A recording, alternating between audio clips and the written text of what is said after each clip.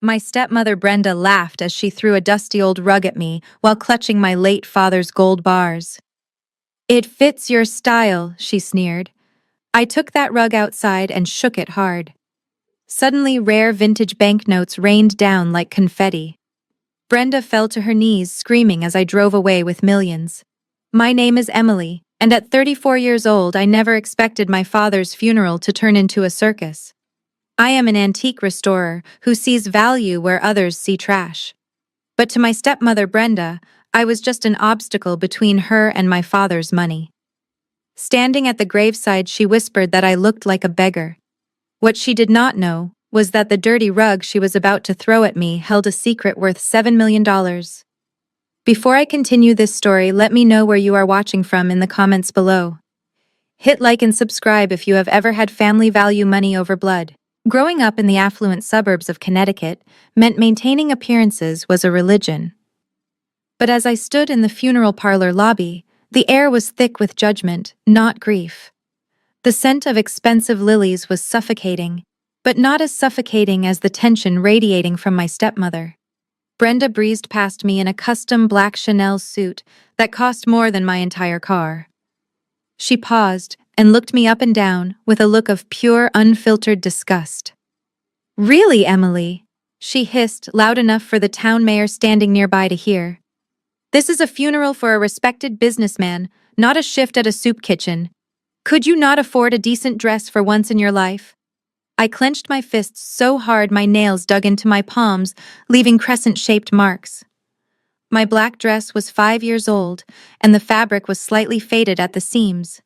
But Brenda knew exactly why I could not afford a new one.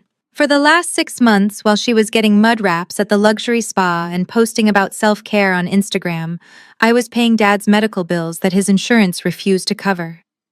I had drained my savings account to ensure he had comfort in his final days because Brenda refused to sign the checks. She claimed paying for private nursing would eat into her inheritance. I wanted to scream that I was wearing this dress because I spent my last $5,000 on Dad's hospice care just last week. But I bit my tongue. Making a scene would only prove her point that I was the unstable, emotional stepdaughter. Beside her, my half-brother Chad was leaning against a marble pillar, scrolling through TikTok on his phone, completely ignoring the line of people waiting to offer condolences. He looked up just long enough to smirk at me. "Nice shoes, Em. Did you find them in a dumpster behind your apartment?" I took a deep breath. "I am here for Dad," I told myself. "Just get through today." But Brenda was not done. She clapped her hands sharply, cutting through the somber organ music and silencing the room. "All right, everyone, thank you for coming, but we need to wrap this up. Mr. Henderson, the lawyer, is here, and I see no point in dragging this out. We are reading the will in the living room in 20 minutes. She looked directly at me with eyes cold as ice. "Try not to embarrass us on the way out, Emily. I have a feeling today is going to be very profitable for the actual family members." The living room felt more like a courtroom than a home. I sat on a folding chair in the corner, while Brenda and Chad lounged on the Italian leather sofas my father had bought just last year. Mr. Henderson, the family attorney, sat behind the mahogany desk, wiping his glasses with a silk handkerchief. He looked uncomfortable. I knew that look. It was the look of a man about to deliver a death sentence. "I hereby bequeath the entirety of the estate located at 42 Oakwood Drive, including all furnishings, vehicles, and art, to my wife, Brenda Henderson," read. His voice was monotone, but the words hit me like physical blows. The estate was valued at $5 million. It was the house where I grew up, the house where my mother had died before Dad remarried. Now it belonged to a woman who had spent the last 5 years complaining about the drafty windows. Brenda let out a theatrical sob, dabbing at dry eyes with a tissue. "Oh, Thomas," she wailed. "I would give it all back just to have you here." It was a performance worthy of an Oscar. Under the table, I saw her kick off her heels and relax into the cushions, already making herself the queen of the castle. And to my stepson, Chad Henderson, continued, "I leave my full investment portfolio, including all stocks, bonds, and the contents of my primary safe deposit box." Chad did not even try to hide his excitement. He pumped his fist in the air and immediately pulled out his phone. From where I sat, I could see his screen lighting up as he typed a message to his friends. Just secured the bag, boys. Retirement at 28. He looked over at me and smirked, mouthing the word, loser. My stomach churned. Chad had never worked a day in his life. He had spent his 20s bouncing between failed startups funded by Dad. Now he was a multi-millionaire. I gripped the edges of my folding chair until my knuckles turned white. I did not want their greed. I did not care about the stocks. But I had $40,000 in medical debt under my name from Dad's experimental treatments. Treatments Brenda had refused to pay for because she said they were a waste of resources. I had signed the promissory notes believing the estate would reimburse me. I was wrong. And finally to my daughter Emily Henderson said, looking up from the paper over the rim of his glasses. His eyes held a mixture of pity and confusion. Brenda leaned forward, a cruel smile playing on her lips. Let me guess, she interrupted. He left her his collection of dusty encyclopedias. Or maybe the lawnmower. Mr. Henderson cleared his throat, ignoring her. To Emily, the only one who ever truly understood the value of history, I leave the contents of the memory room. The memory room. I had never heard that name before. Dad never called any room in the house by such a sentimental title. I looked at Mr. Henderson, hoping for clarification, but he just stared at his paperwork, refusing to meet my eyes. Brenda, however, stood up with a bounce in her step, jingling a set of keys she pulled from her purse. Follow me, she chirped, her voice dripping with mock excitement. She looked like a child about to show off a new toy, except the toy was my humiliation. We walked past the pristine kitchen with its marble countertops and into the mudroom. Brenda stopped at the heavy steel door that led to the unfinished basement extension. This was the part of the house the contractors had never finished because Brenda decided the budget was better spent on a heated pool. She unlocked the door and the smell hit me instantly. It was a thick, suffocating stench of mildew-damp earth and something rotting. This is it, Brenda announced, gesturing into the darkness. Your father insisted on keeping his old trash down here. I told him to throw it out 1,000 times, but he said these things had history, so I named it the memory room. Fitting, isn't it? She flicked a switch on the wall. A single naked bulb buzzed to life, casting long, eerie shadows against the concrete walls. I stepped down the wooden stairs, which creaked ominously under my weight. The space was disgusting. It was damp and cold, unrelated to the weather outside. In the corner, I heard the distinct scratching sound of rats scurrying behind stacks of water-damaged cardboard boxes. This was not a room. It was a graveyard for things Brenda deemed unworthy of her aesthetic. I saw a broken armchair where Dad used to read to me when I was little, now missing a leg and covered in green mold. There were stacks of National Geographic magazines from the 80s turning into pulp from the humidity. My heart sank. This was not an inheritance. It was a chore. Brenda descended the stairs behind me, covering her nose with a manicured hand. Gross, she muttered. Then she walked over to a pile of what looked like old drop cloths in the far corner. With a look of pure disdain, she pulled back her leg and kicked the pile hard with her designer heel. Something heavy toppled over with a dull thud, sending a cloud of dust into the air that made me cough. It was a rolled-up rug. I recognized it immediately. It was the rug that had been in Dad's study for decades before Brenda moved in and redecorated everything in beige and gold. Now, it was gray with dust covered in cobwebs, and I could clearly see patches of cat hair and what looked like mouse droppings matted into the fibers. There you go, Brenda said, dusting off her hands as if she had just done me a massive favor. That rug and this pile of garbage is your legal inheritance. I want it gone. You have exactly 1 hour to get this filth out of my house before I call the police for trespassing. Take your treasure and get out, Emily. It fits your style perfectly. Just as I reached down to drag the heavy, dusty cylinder across the concrete floor, a blinding white light flashed in my face. I blinked instinctively, shielding my eyes with my forearm, but the light followed me. It was Keisha. My sister-in-law was standing at the top of the basement stairs holding her latest iPhone on a gimbal stabilizer. The ring light clipped to the top of the device was set to maximum brightness. Hey guys, welcome back to the channel, she chirped, using that high-pitched, fake, enthusiastic voice she reserved for her 50,000 followers. You are not going to believe the drama happening right now. We are live from the Henderson estate, and we have got an exclusive look at the reading of the will. Keisha descended the stairs, her heels clicking sharply on the wood.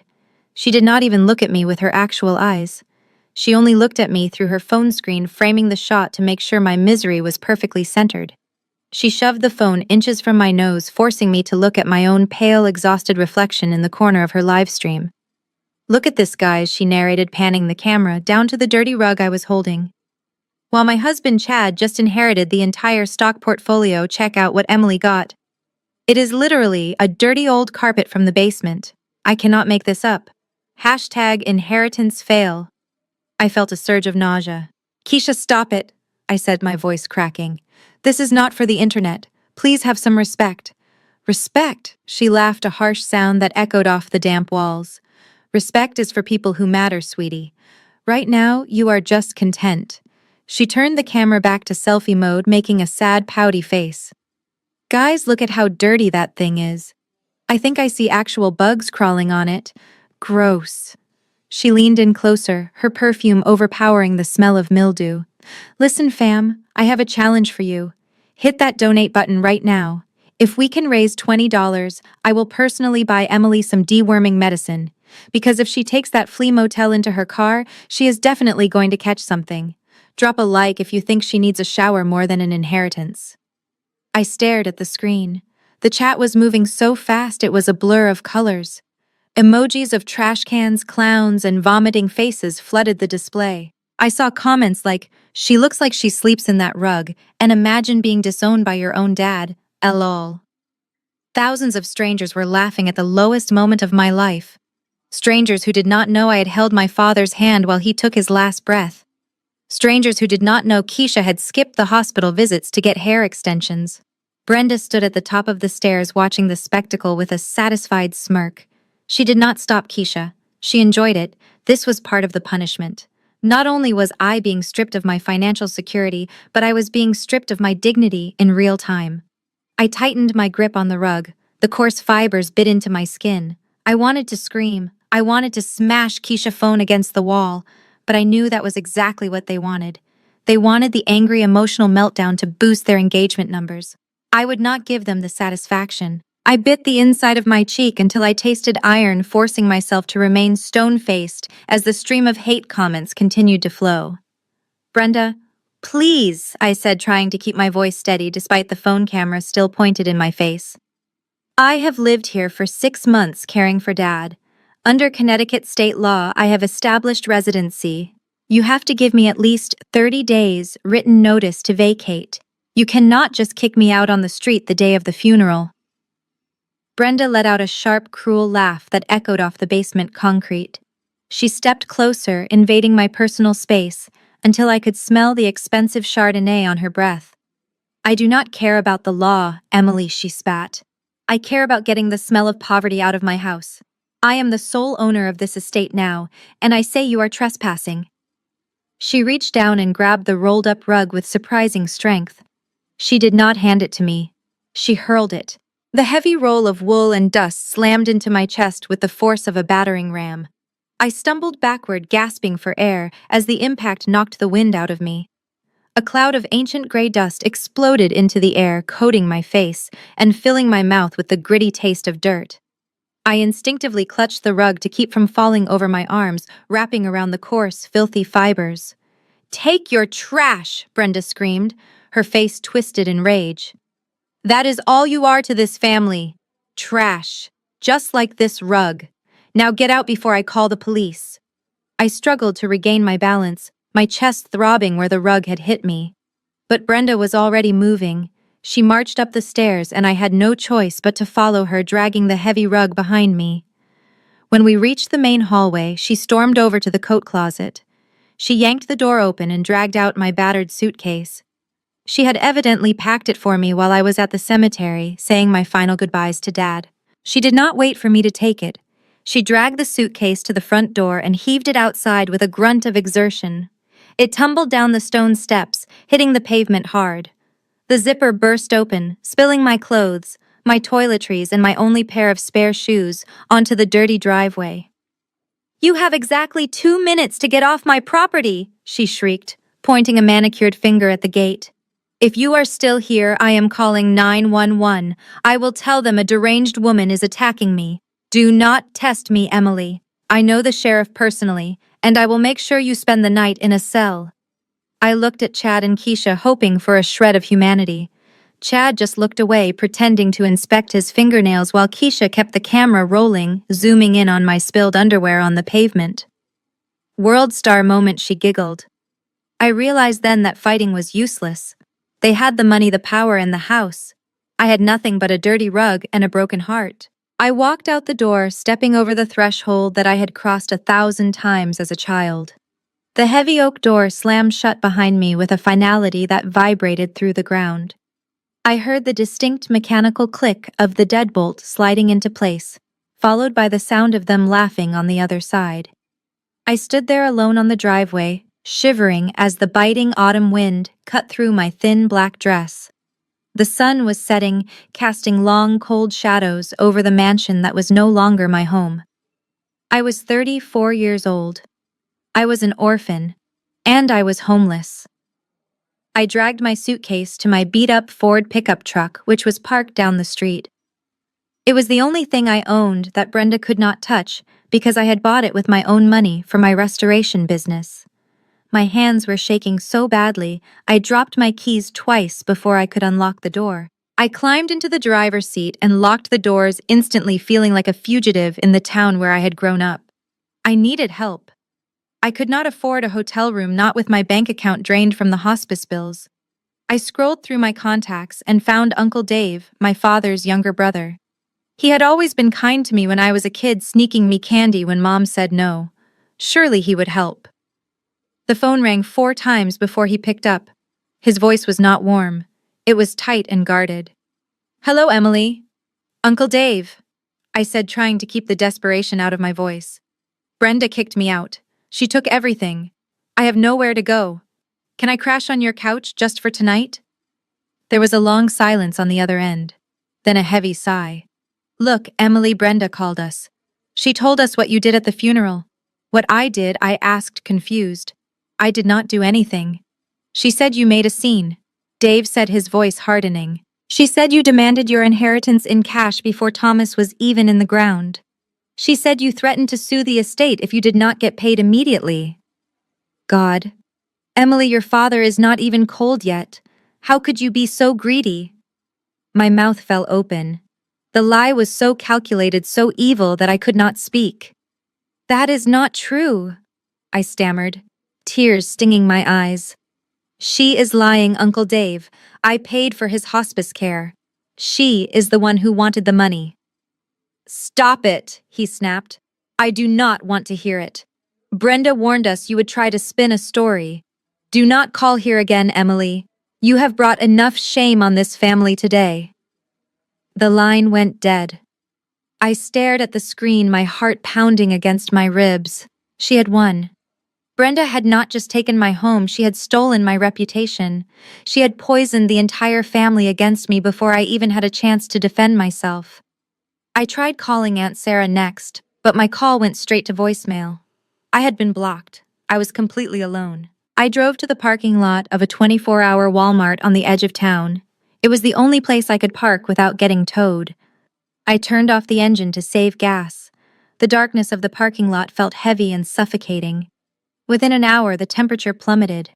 My breath began to fog up the windows and the cold seeped through the thin metal doors of the truck, biting into my bones. I tried to curl up in the driver's seat, but it was impossible. My dress was too thin and my coat was in the suitcase buried under piles of restoration tools in the back seat. I was freezing. My teeth started to chatter uncontrollably. Then I remembered the rug. I climbed into the back of the cab and reached for the heavy rolled-up carpet Brenda had thrown at me. It was filthy, covered in dust and grime, but it was thick wool. I had no other choice. I unrolled it in the cramped back seat, creating a makeshift cocoon. Dust motes danced in the dim light of the street lamps outside. I pulled the heavy, scratchy fabric over my shoulders, wrapping myself in the very thing intended to insult me. I expected to smell mildew and rot, but as the fabric settled around me, I smelled something else. Underneath the dust was the faint scent of pipe tobacco and cedar wood shavings. It was Dad. It was the smell of his study, the place where he had taught me how to tell a fake antique from a real treasure. Tears finally spilled down my cheeks, hot and fast. I buried my face in the dirty fibers, inhaling the scent of the only person who had ever loved me. I was sleeping in a parking lot covered in trash, rejected by everyone I knew. But in that cold, dark truck, wrapped in my father's old rug, I felt him holding me one last time. I closed my eyes, unaware that I was wrapping myself in $7 million.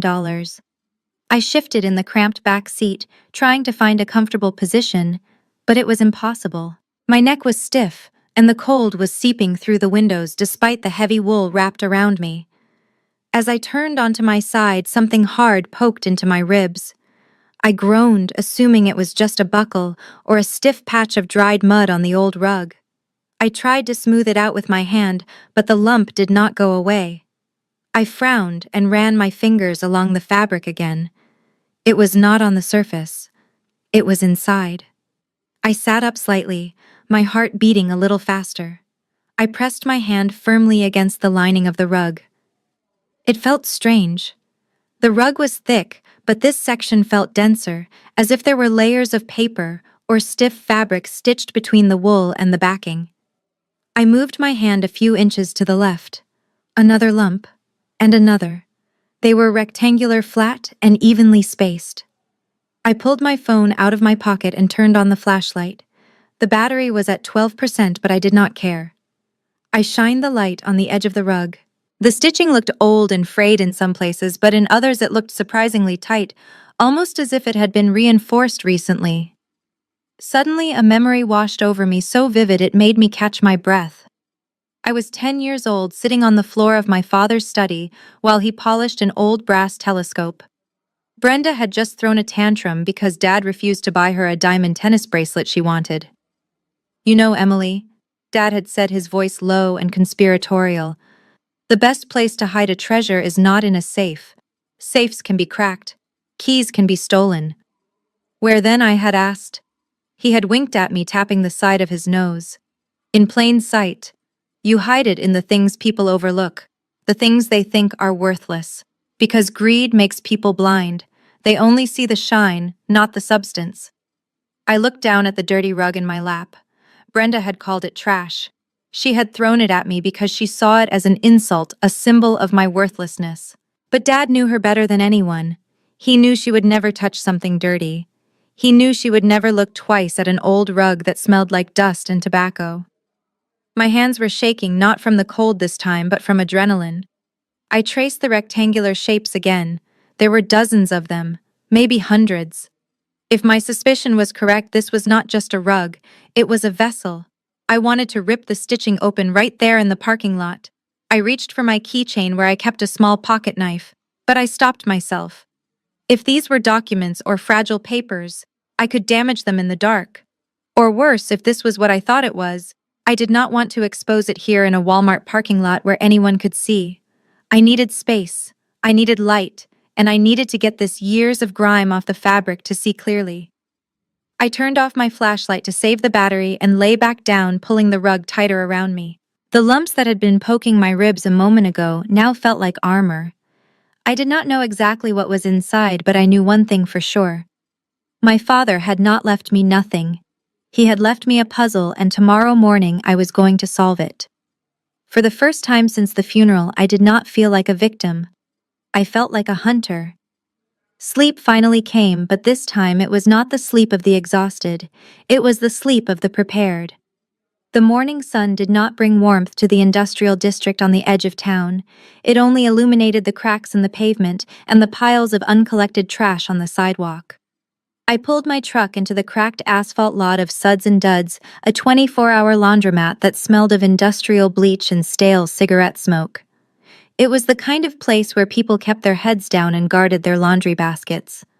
It was the only place in town with industrial-sized machines large enough to handle the rug. My body ached from sleeping in the cab of the truck. My neck was stiff and my eyes felt gritty from lack of sleep. But I had a mission. I dragged the heavy rolled-up carpet out of the back seat. It seemed to have gotten heavier overnight. Dust motes danced in the air as I hauled it across the lot toward a vacant patch of land behind the building. I could not put it in a washer yet. It was caked with 40 years of basement filth. If I did not beat the dust out first, it would turn the water into mud. I found a sturdy, rusted chain-link fence at the back of the lot and heaved the rug over it. The smell of old wool and mildew was overpowering. I looked around for something to beat it with and found an old discarded broom handle near a dumpster. I took a deep breath, ready to get to work. Just then, the distinct purr of a high-performance engine cut through the morning silence. A silver Mercedes G-Wagon with temporary plates pulled into the parking lot. My stomach dropped. It was the car Brenda had ordered the day after Dad went into the hospice. She had paid cash. The tinted window rolled down, and I saw Keisha in the passenger seat wearing oversized designer sunglasses and sipping an iced latte. She spotted me immediately. Her jaw dropped, and then a cruel smile spread across her face. "Oh my God! Brenda, stop the car!" she shrieked. "You have to see this. The heiress is doing her own laundry in the ghetto." The car came to a halt right in front of me, blocking my path to the laundromat entrance. Brenda leaned across the center console, her face perfectly made up despite the early hour. She looked at the rundown building, then at me, and finally at the dirty rug hanging on the fence. "We just stopped to buy some Evian water since the convenience store in our neighborhood is being renovated," Brenda drawled, her voice dripping with amusement. "But this view is much more refreshing. Look at you, Emily. You look like a stray dog scavenging for scraps." Keisha already had her phone out recording. "Say hi to the fans." "Emily?" She laughed. "We are doing a poll. Who wore it better? Emily or the trash can behind her?" I gripped the broom handle tighter, my knuckles turning white. I stared straight ahead, refusing to look at the camera. "I am just cleaning my property," I said, my voice low and steady. "Please leave me alone." "Property?" Brenda scoffed. "That is a biohazard. I did you a favor letting you take that filth. Honestly, Emily, I thought you would have sold it to a ragman by now for a sandwich. Do you need a quarter for the machine?" She reached into her Prada bag and fished out a quarter, tossing it out the window. It landed in the dirt at my feet. "Actually save it?" she sneered. "You will need it when you are living in a cardboard box next week. Come on, Keisha, let us go. The smell of poverty is giving me a headache." Keisha laughed, and the Mercedes engine roared to life. They did not drive away immediately, though. They idled there, watching me, waiting for me to cry or scream or pick up the quarter. They wanted one last show, but I did not move. I just stood there, gripping the broom handle, staring at the intricate patterns of the rug hidden beneath the gray dust. They thought they were looking at trash. They had no idea they were looking at their own destruction. I turned my back on the Mercedes. I did not want them to see my face. I walked over to the chain-link fence where the rug hung heavy and limp. I took a deep breath, inhaling the cold morning air mixed with diesel fumes. I raised the broom handle high above my head. This was not just about cleaning a rug. This was about exorcising a ghost. I swung with everything I had. The wood connected with the thick wool with a resounding crack that echoed off the brick walls of the laundromat. A massive cloud of gray dust exploded outward, engulfing me in a choking fog. I coughed, but I did not stop. I swung again, and again. Each blow was for a memory. One for the time Brenda forgot my birthday. One for the time Chad stole my college fund. One for the father who had left me alone with these wolves. Then it happened. As the dust cloud began to settle, something else fluttered down from the bottom edge of the rug. At first, I thought it was just dried leaves or old newspaper used for packing, but the way they fell was too heavy, too uniform. One rectangle of paper landed on the toe of my sneaker, then another, then a dozen more raining down like strange confetti. I froze. The broom handle slipped from my fingers and clattered to the asphalt. I crouched down and picked up the piece of paper on my shoe. It was larger than a normal dollar bill. The paper felt crisp despite the years. My eyes widened as I focused on the print. It featured a portrait of Grover Cleveland, but the seal was not green. It was vivid yellow. Across the top in elegant script were the words, "Gold certificate, $1,000, 1000." I looked around. The dirt around my feet was littered with them. $10 notes, $50 notes, all with the distinctive gold seal of the 1928 series. Dad had not just stuffed the rug, he had lined the entire backing with them. Behind me, the Mercedes door flew open. I turned around, slowly clutching the $1,000 bill in my hand. Brenda had stepped out of the car. Her designer sunglasses had slid down her nose and her mouth hung open in a perfect O of shock. The smug, superior look was gone, replaced by a look of primal greed. Keisha had lowered her phone, but I could see the recording light was still blinking. She was staring at the ground, at the dirty earth that was now paved with a fortune. "What is that?" Brenda whispered, her voice trembling. Is that real money?"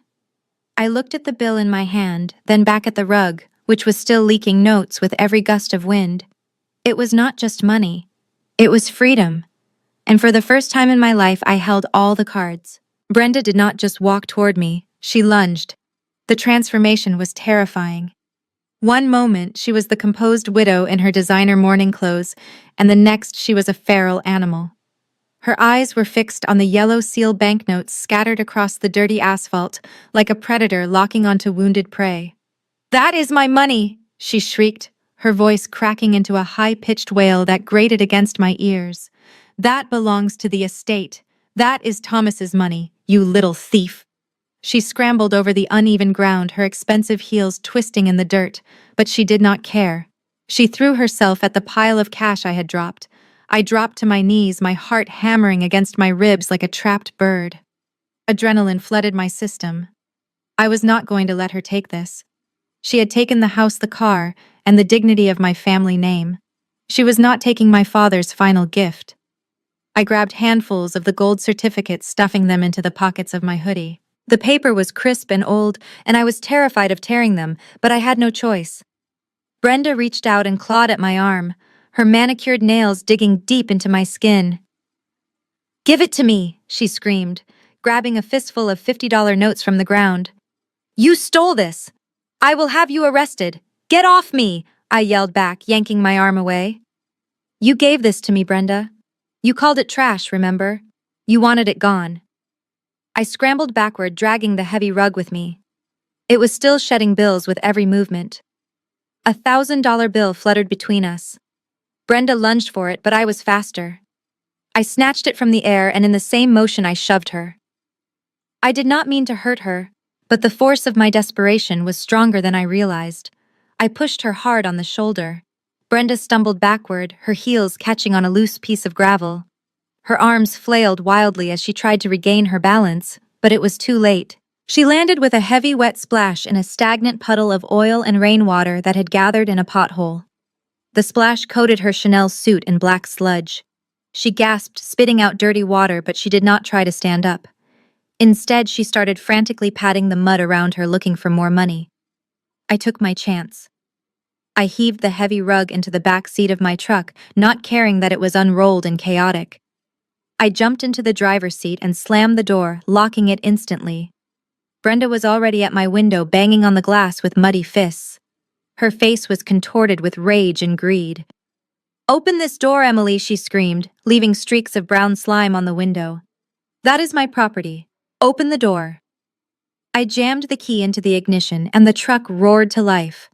I threw it into reverse, my tires kicking up gravel. Through the windshield, I saw Keisha. She was still standing by the Mercedes, still filming. She had not moved a finger to help Brenda. She was zooming in on her mother-in-law, wallowing in the mud. I shifted gears and peeled out of the lot, my heart racing so fast I thought I might pass out.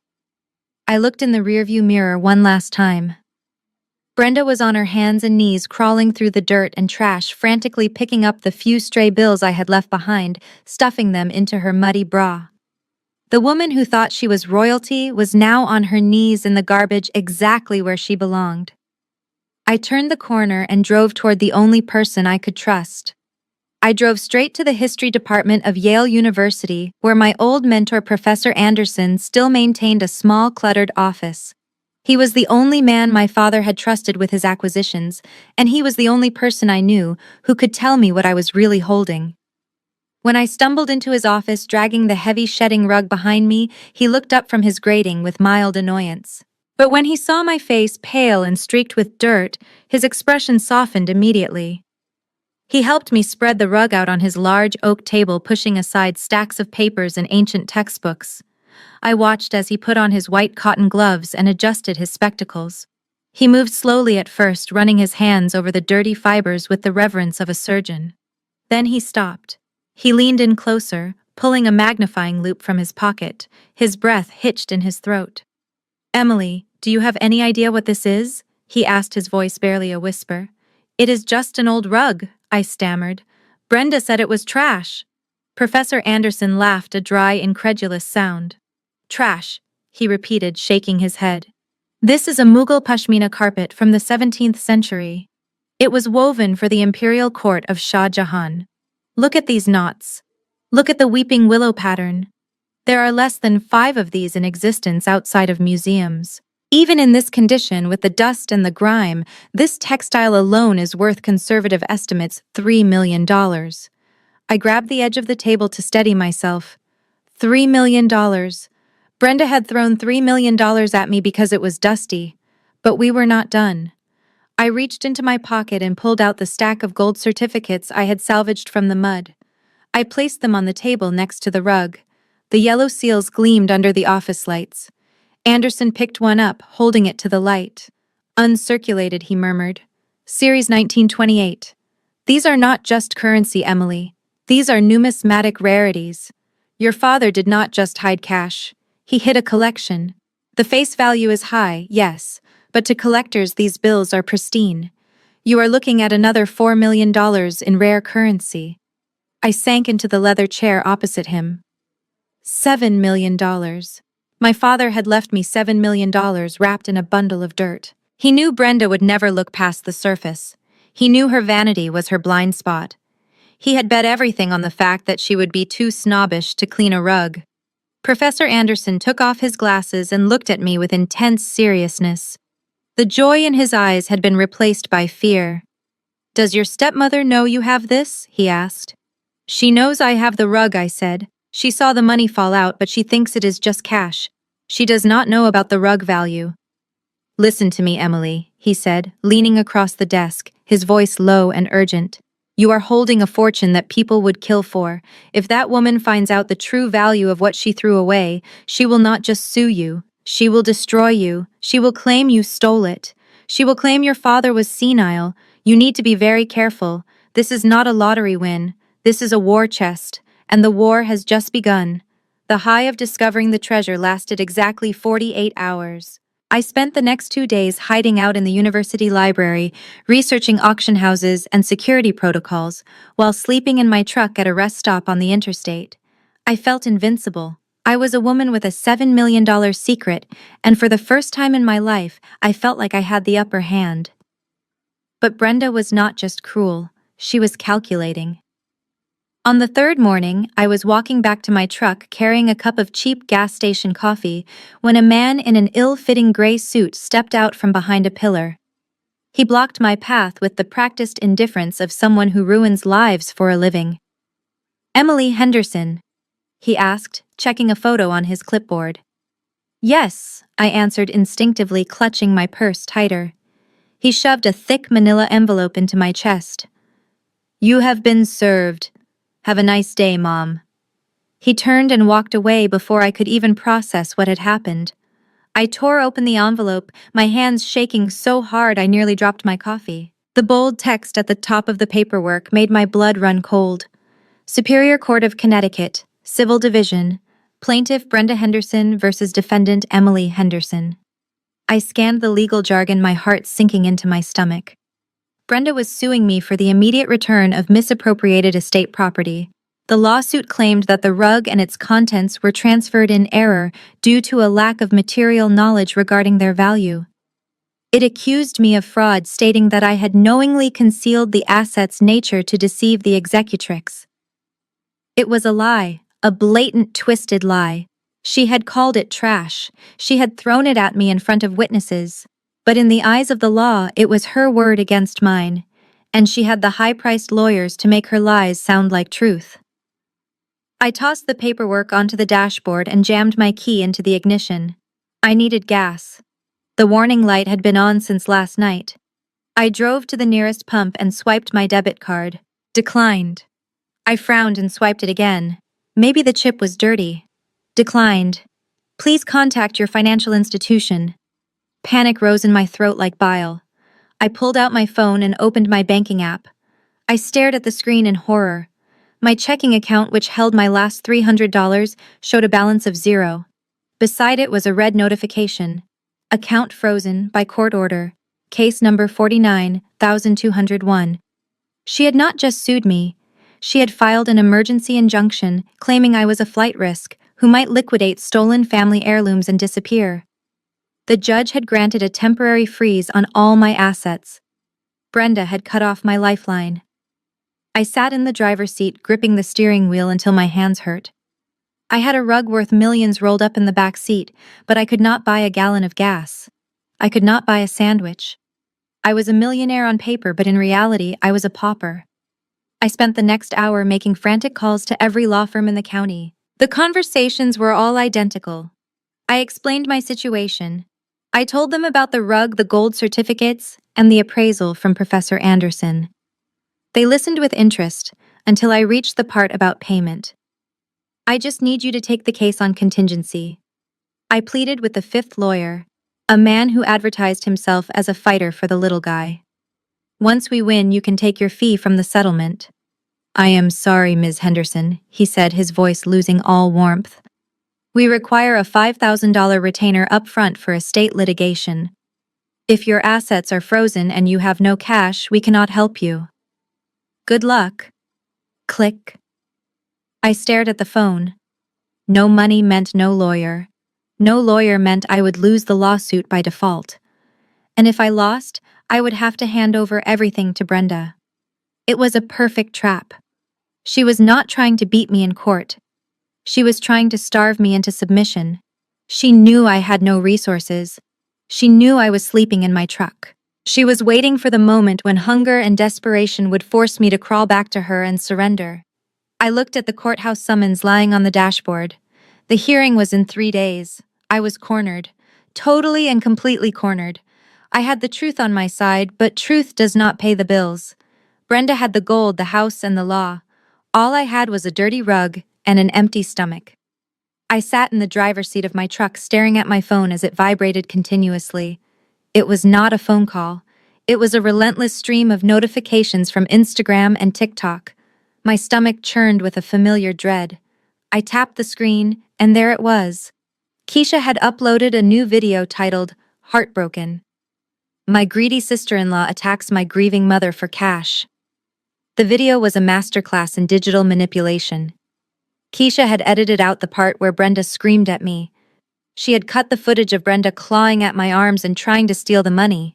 Instead, the video began at the exact moment I shoved Brenda to get her off me.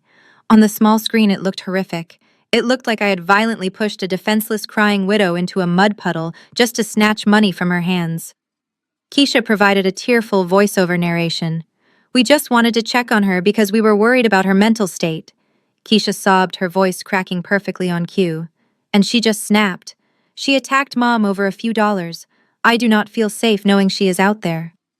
The comments were a cesspool of hatred. Lock her up. What a monster. Elder abuse is disgusting. People who had never met me were calling for my head. I wanted to reply to defend myself, to post the bruises on my arm where Brenda had dug her nails in. But I knew it was useless. The court of public opinion had already reached a verdict. Then my phone rang for real. It was Mr. Abernathy, the owner of the small antique repair shop where I worked 3 days a week. It was my only source of steady income. Emily.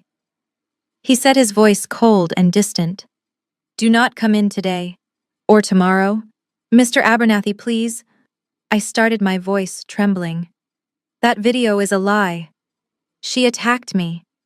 "I do not care about your family drama, Emily," he interrupted.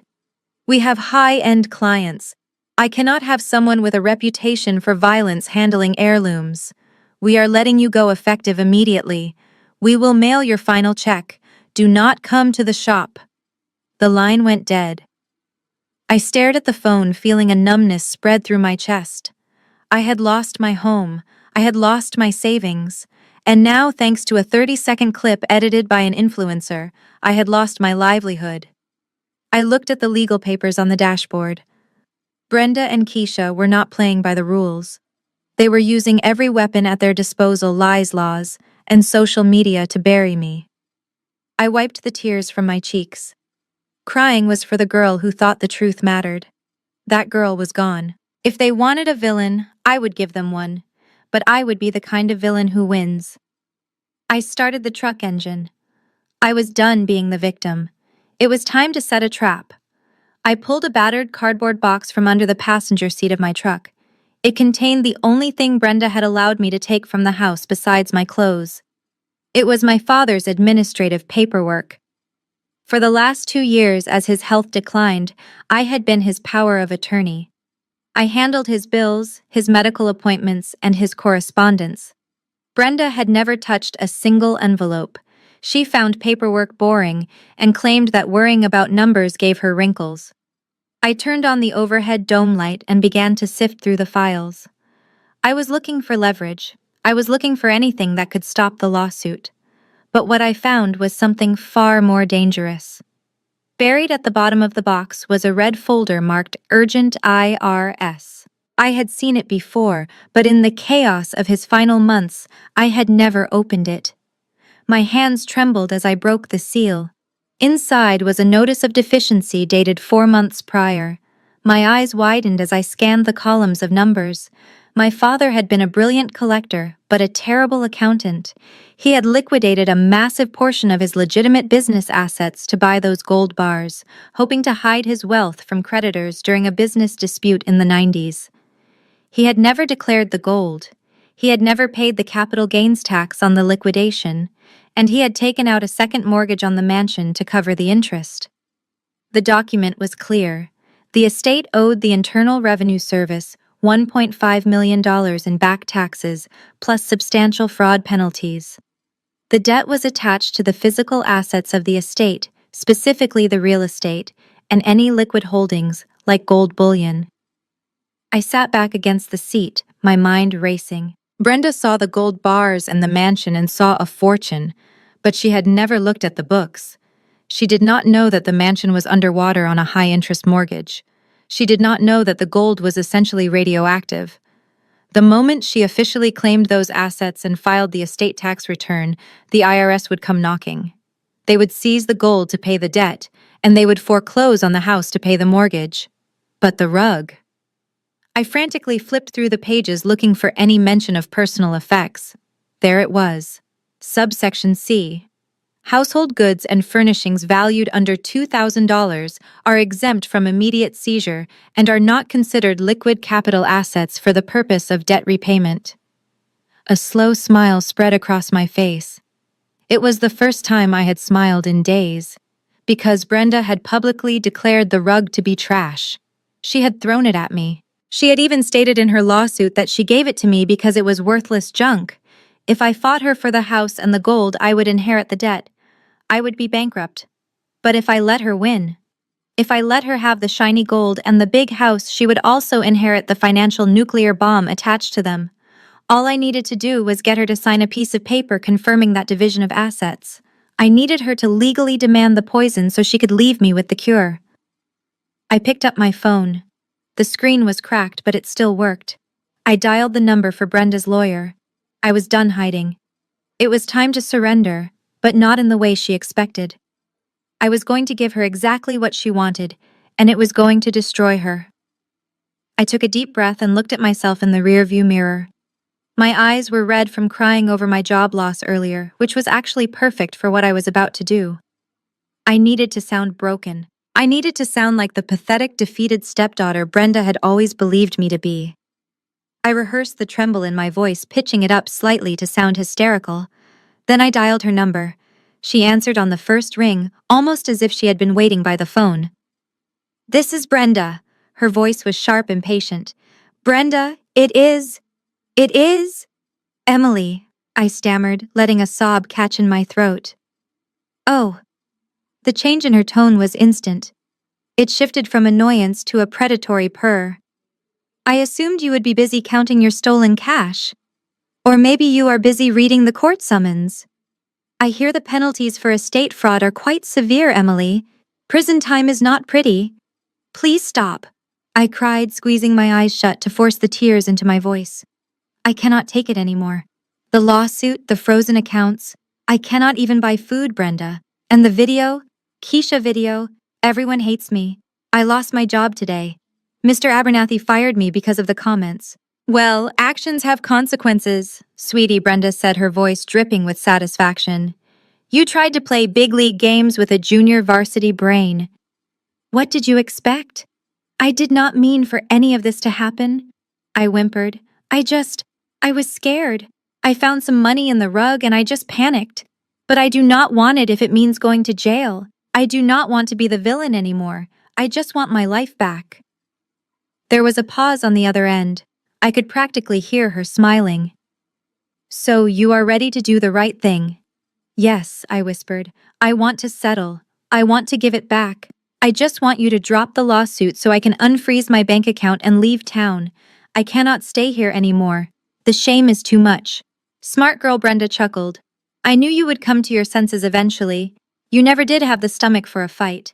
I want that money, Emily. Every single cent you picked up off that ground. And I want that rug back too, just on principle. I will bring it all," I promised, crossing my fingers behind the steering wheel. "Just tell me where to meet you." "My lawyer office. Tomorrow morning at 9 sharp," she commanded. "And bring a pen. We are going to make sure this is legally binding so you can never come after my family money again." "Okay," I said, letting my voice trail off into a weak whisper. "Thank you, Brenda." "Do not thank me, Emily. Just try not to look so homeless when you walk into the office. It is a professional environment." The line clicked dead. I lowered the phone from my ear. The trembling stopped instantly. The tears dried up. I looked at the red folder from the IRS sitting on the passenger seat next to me. "Oh, I will sign whatever you want, Brenda," I said to the empty truck, a cold smile touching my lips. "I will make sure it is legally binding, all right. Binding you to a debt that will bury you." The law firm was located on the top floor of the tallest building in Hartford. Everything about it was designed to make people like me feel small. The glass walls, the polished marble floors, and the receptionist who looked at my worn sneakers with undisguised contempt. I clutched my canvas tote bag tighter against my chest. Inside was the bait. But more importantly, inside was the trap. I was ushered into a conference room that smelled of expensive leather and intimidation. Brenda was already there, sitting at the head of the long mahogany table like she was the Queen of England. She was wearing a white suit that looked brand new, probably bought with the credit cards she was maxing out. Chad was next to her, tapping his foot nervously against the floor leg, shaking with a mixture of anxiety and greed. He looked terrible. His eyes were bloodshot and he kept checking his watch every 30 seconds. "You are late," Brenda snapped, not bothering to look up from her phone. "I hope you did not stop for breakfast on my dime." I sat down in the plush chair opposite them, making sure to keep my posture hunched and defeated. I let my hands tremble visibly as I placed the bag on the table. "I am sorry, Brenda," I whispered, pitching my voice to sound on the verge of tears. "The traffic was bad and my truck is having engine trouble." Her lawyer, a man with a sharp nose and a suit that cost more than my annual salary, placed a thick file on the table. "Ms. Henderson, let us dispense with the pleasantries," he said coldly. "We have prepared the settlement agreement as discussed. The terms are non-negotiable. You are to return all misappropriated assets immediately. This includes the rug and all currency contained within it. In exchange, my client agrees to drop the civil suit and will not press criminal charges for grand larceny." I looked at the paperwork. It was a terrifying stack of legal threats. Brenda leaned forward, a cruel smile playing on her lips. She enjoyed seeing me squirm. She enjoyed the power she held over me. "I want every single bill, Emily," she hissed. "I know what I saw in that parking lot. There was money flying everywhere. You are going to give me every cent, or I swear to God I will have you thrown in jail for so long you will forget what the sun looks like." "Just give us the cash," Chad interrupted, wiping sweat from his forehead. "Stop dragging this out. We know you have it in that bag. Hand it over." He looked desperate. The rumors about his gambling debts must have been true. He needed a win today bad. He was looking at my tote bag like a starving man looks at a steak. I took a deep, shaky breath, looking from Brenda to Chad and then to the lawyer. They looked like sharks circling a wounded seal. They thought I was cornered. They thought I was broken. They had no idea that the prey had brought a loaded gun to the table. "I did not steal it," I said, my voice cracking perfectly. "I just wanted to save something of Dad's. But if you want it back, if you promise to leave me alone." I reached into the bag. It was time to make the first move. I pulled my hand out of the tote bag and placed a small, clear plastic sandwich bag on the polished mahogany surface. Inside were 5 distinct pieces of paper. I slid them across the table toward Brenda. They were 5 $1,000 gold certificates. "That is it," I said, keeping my voice low and trembling. "That is everything I found." Chad looked at the small stack, and his face crumbled. "That is it," he shouted, standing up and slamming his hand on the table. 5 grand. Are you kidding me? You said it was raining money. You said there were millions. It looked like more because the wind caught them. I lied, looking down at my lap, refusing to meet his eyes. The rest was just old newspaper stuffing used to hold the shape of the rug. It was just trash. "I swear on Dad's grave, Brenda, this is all there was. I kept 5 bills because I was scared and hungry. But you can have them." Brenda picked up the bag, holding it like it was contaminated. She scrutinized the bills through the plastic. $5,000. She let out a scoff of disbelief, but I noticed she did not let go of the money. She was already mentally spending it. I could see the calculation in her greedy eyes. $5,000 was not a fortune, but it was enough to buy that limited edition handbag she had been eyeing at Saks Fifth Avenue. To a woman like Brenda, cash in hand was always better than a promise. "I am willing to give it to you." I continued, wiping a fake tear from my cheek. "And the rug, too. It is sitting out in the hallway. I do not want any of it. It has brought me nothing but bad luck and misery. But I have one condition." Brenda looked up, her eyes narrowing. I knew there was a catch. "What is it now, Emily? Do not push your luck." I pulled a single sheet of paper from my bag. It was the document I had drafted the night before, copying the language directly from the IRS statutes. "I typed this up last night," I said, pushing it toward her lawyer. "It is a simple amendment to the settlement. It says that since I am returning the assets and walking away with nothing, I am also absolving myself of all financial liabilities attached to the estate.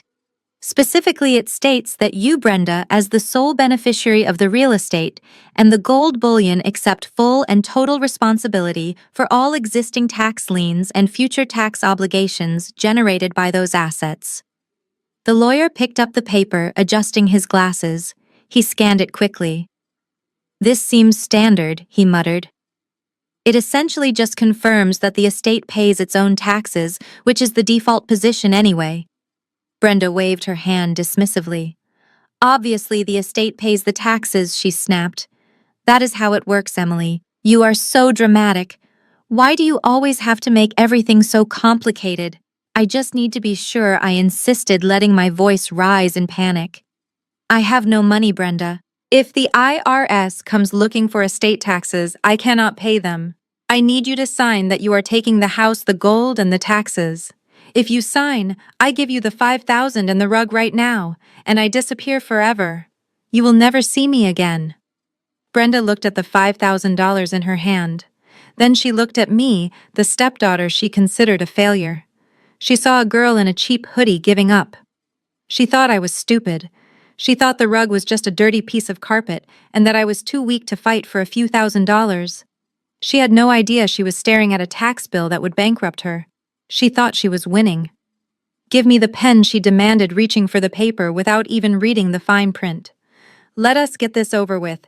I have a shopping appointment at noon, and I am not going to let your incompetence make me late. Brenda paused with the pen hovering over the signature line. Her eyes darted from the $5,000 on the table to the settlement agreement, and then back to my face. The greed in her eyes was warring with her inherent suspicion. She lowered the pen slowly. "Wait a minute," she said, narrowing her eyes. "Why are you so eager to sign away the house and the gold? You fought me tooth and nail at the funeral. Now you are just rolling over. What is really in that rug, Emily?" "Nothing," I insisted, my voice trembling. "It is just a rug. I told you, I just want to be free of this family." "I do not believe you," Brenda spat. She pushed the paper back across the table. "I am not signing this clause about the taxes. If you want to settle, fine. But I am taking the rug back too. If there is $5,000 in there, maybe there is 10. Maybe there is 20. I am not letting you walk away with a single penny that belongs to me. And I am certainly not agreeing to shield you from the IRS. If the estate owes taxes, we split them." My heart hammered against my ribs. This was the moment. If I folded now, I lost everything. I had to go all in. I stood up slowly and grabbed the plastic bag with the $5,000. I shoved it back into my tote bag and zipped it shut with a loud, decisive sound. "Fine," I said, my voice suddenly cold and devoid of the fake tears. "Then the deal is off." I turned to my lawyer, who was actually just a paralegal friend I had hired for the hour. "Come on, let us go." "Sit down, Emily," Brenda barked. "You are not going anywhere." "I am going to the courthouse," I said, looking her dead in the eye. "If you want the rug, you can ask a judge for it. But let me tell you what happens next. I will contest the will. I will demand a full forensic accounting of Dad's assets. The court will put an immediate freeze on the house, the bank accounts, and the gold bars. Nothing will be sold or transferred until the case is resolved." I paused, letting the silence fill the room. "My lawyer says in this county, a contested estate case takes about 2 years to go to trial. Sometimes 3. So go ahead, Brenda. Call my bluff. You will not see a dime of that inheritance until 2026. Brenda's face went pale. She had not anticipated a stalemate. She wanted quick cash, not a legal marathon.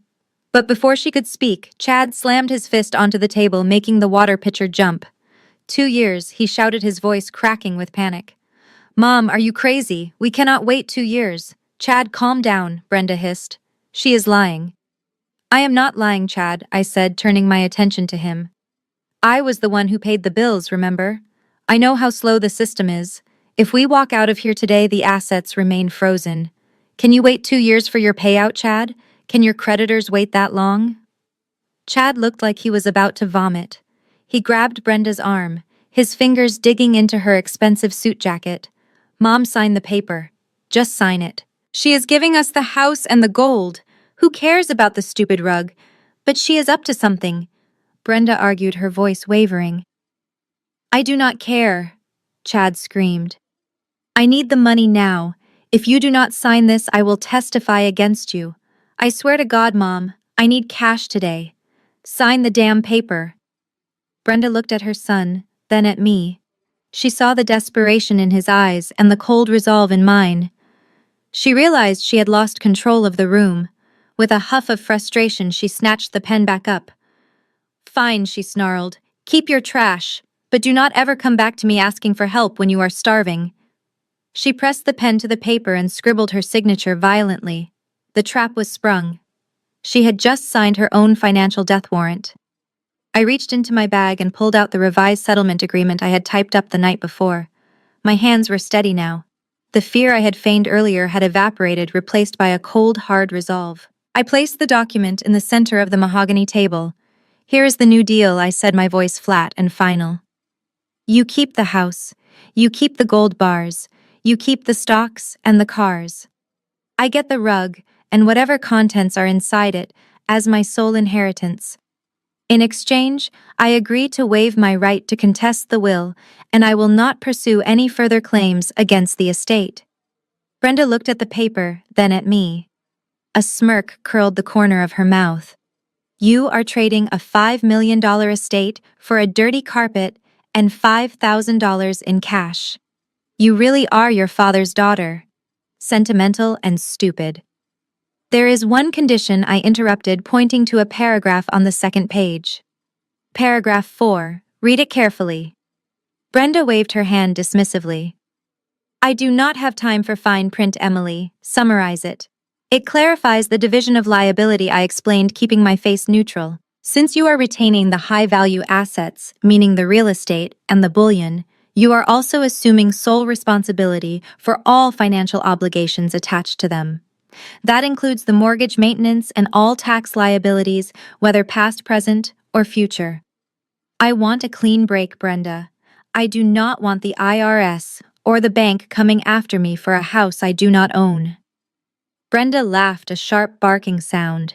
She looked at her lawyer. Is this necessary? The lawyer shrugged. It is actually a standard indemnification clause. It protects Emily from being held liable for estate debts, since she is receiving a negligible portion of the assets. Since you are taking 99% of the value, it makes sense for you to take the debt. Brenda rolled her eyes.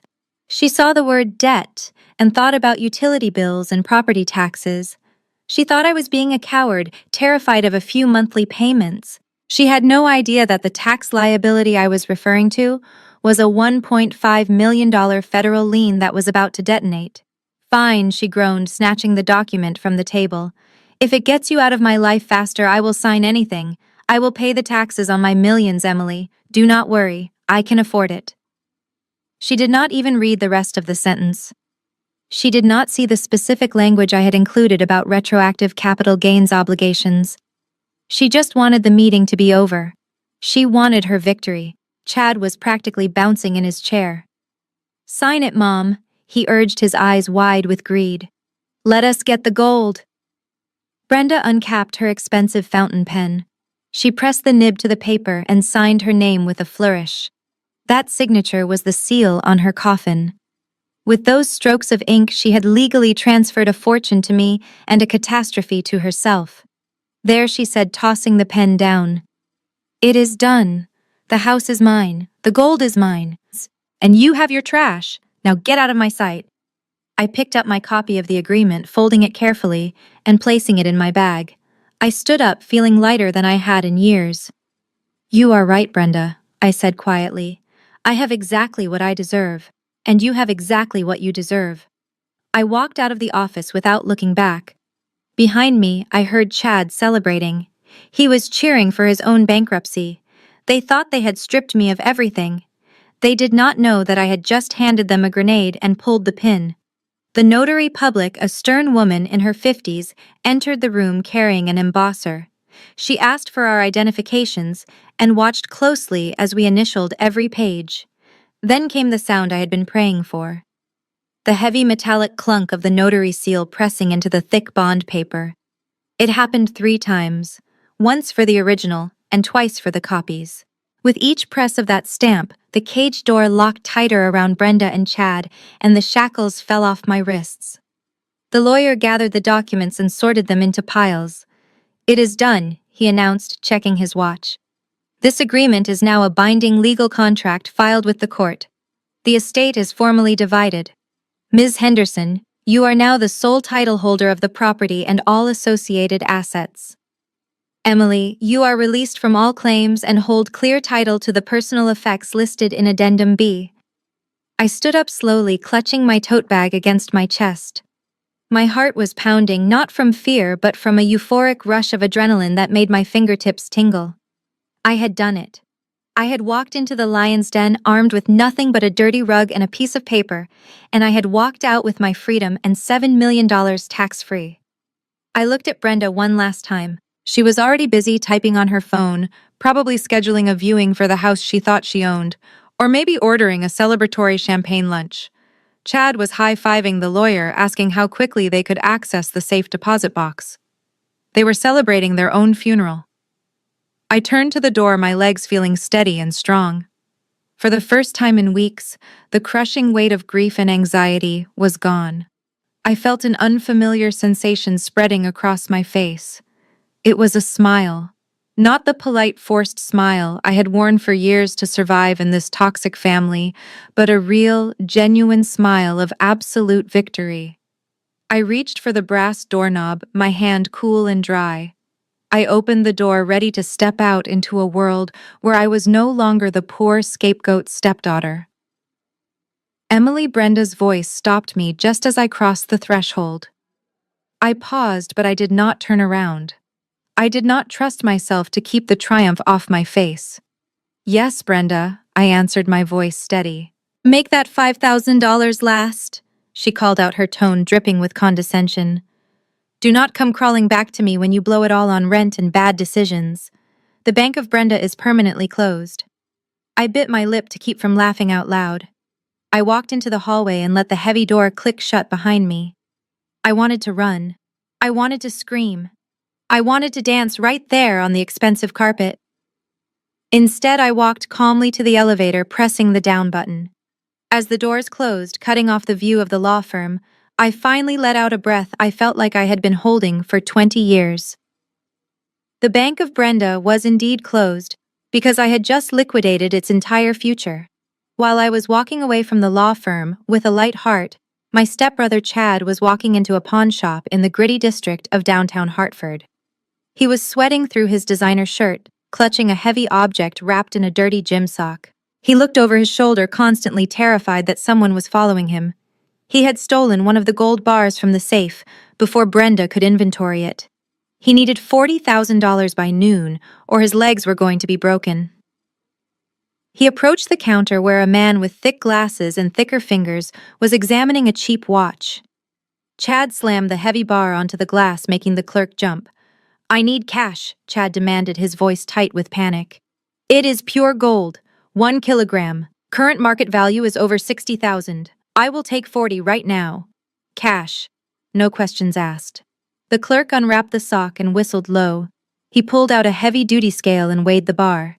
Then he picked up a jeweler loupe and inspected the stamp on the bottom. It was a Perth Mint bar serial number, A4920. Wait here, the clerk grunted. He turned to his computer and began typing. Chad tapped his fingers on the glass. Hurry up, man. I am in a rush. The clerk stopped typing. He stared at the screen for a long moment, then looked back at Chad with a mixture of suspicion and fear. He reached under the counter, but instead of pulling out a cash box, he pushed a silent alarm button. I cannot take this, the clerk said, pushing the bar back toward Chad. What do you mean you cannot take it? Chad yelled. It is real gold. Test it. It is 24 karat. It is not about the purity, the clerk said, his voice dropping to a harsh whisper. I just ran the serial number against the national database of stolen and seized property. This bar is flagged. It is listed as an asset under active federal tax lien. What are you talking about? Chad stammered. It is my inheritance. The system says it is property of the IRS pending a fraud investigation, the clerk explained. If I buy this, I am receiving stolen federal property. That is a felony with a 10-year minimum. Get out of my shop. Now, before the cops get here. Chad grabbed the gold bar, his hands shaking so hard he almost dropped it on his foot. He ran out of the shop and threw himself into his leased BMW. He tossed the gold bar onto the passenger seat. It was useless. It was a $60,000 paperweight. Just then his phone rang. The caller ID showed restricted. Chad stared at it, his throat closing up. He answered on the fourth ring. Hello, Chad? The voice on the other end was low and gravelly. It was Vinny, the loan shark who had fronted him the money for his crypto investments. It is noon, Chad. My guys are on their way to your mother house. No, wait! Chad screamed, starting the car. I have the money. Well, I have gold. Real gold. I do not want gold. Chad, Vinny interrupted. I cannot pay my bills with gold bars that I have to fence. I want cash. You have exactly 1 hour to come up with 40 grand, or my guys are going to start redecorating your mother living room with a baseball bat. And after they finish with the furniture, they are going to start on your kneecaps. The line went dead. Chad sat in the car, hyperventilating. He looked at the gold bar. It was right there, shiny and heavy and valuable. But because of the paper Brenda had signed and the tip I had sent to the IRS that gold was radioactive, he had the treasure, but he could not spend it. He slammed the steering wheel, screaming in frustration, unaware that his nightmare was only just beginning. While Chad was having a meltdown in his car, Brenda was sitting on the sun porch of the estate, flipping through a catalog of Italian marble flooring. She was in high spirits. She had just secured a $5 million mansion and a safe full of gold for the price of a dirty rug. She felt invincible, like a master negotiator who had swindled a naive child. She was already mentally spending the money planning a lavish renovation to erase every trace of my mother and me from the house. The doorbell rang. Brenda checked her reflection in the glass door, smoothing her hair before answering. It was a postal worker holding a thick envelope with a red stripe across the top. "Sign here, please," he said, his face grim. "Certified mail from the Department of the Treasury." Brenda signed with a flourish, assuming it was the final deed transfer, or perhaps a confirmation of her new wealth. She took the envelope to the kitchen island and slid it open with a diamond-encrusted letter opener. She pulled out the stack of papers. The first page was stamped in bold red ink. "Notice of intent to levy." She frowned. She took a sip of her mimosa and began to read. Her confusion quickly turned to horror. The letter was from the Internal Revenue Service.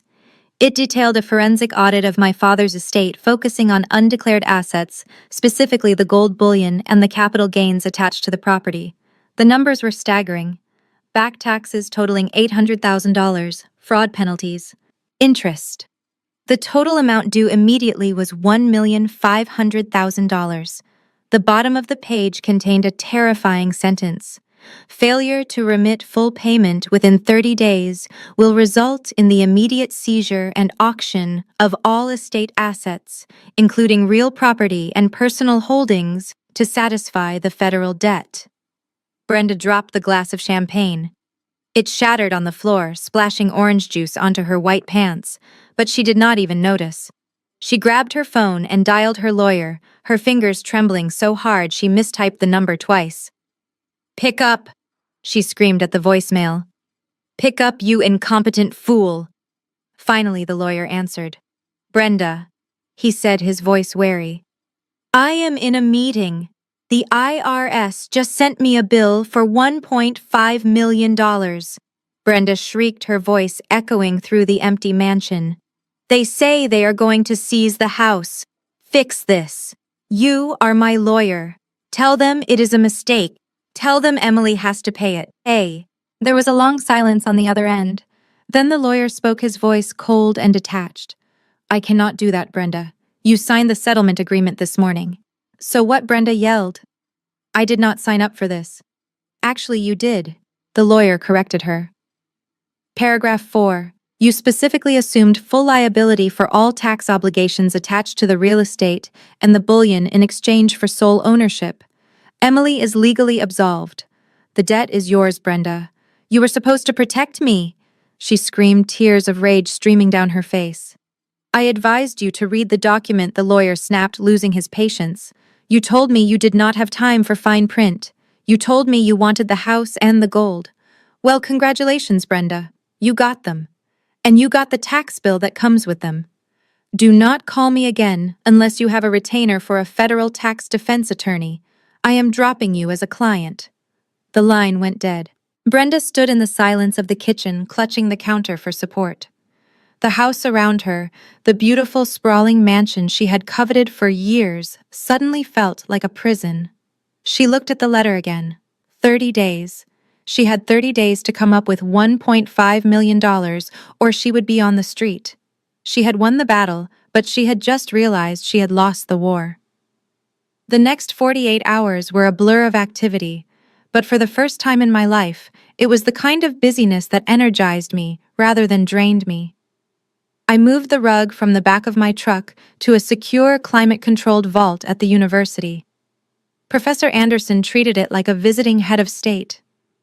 We spent hours carefully vacuuming away the decades of dust using specialized HEPA filters designed for fragile textiles. As the grime came away, the true colors of the rug emerged, and they were breathtaking.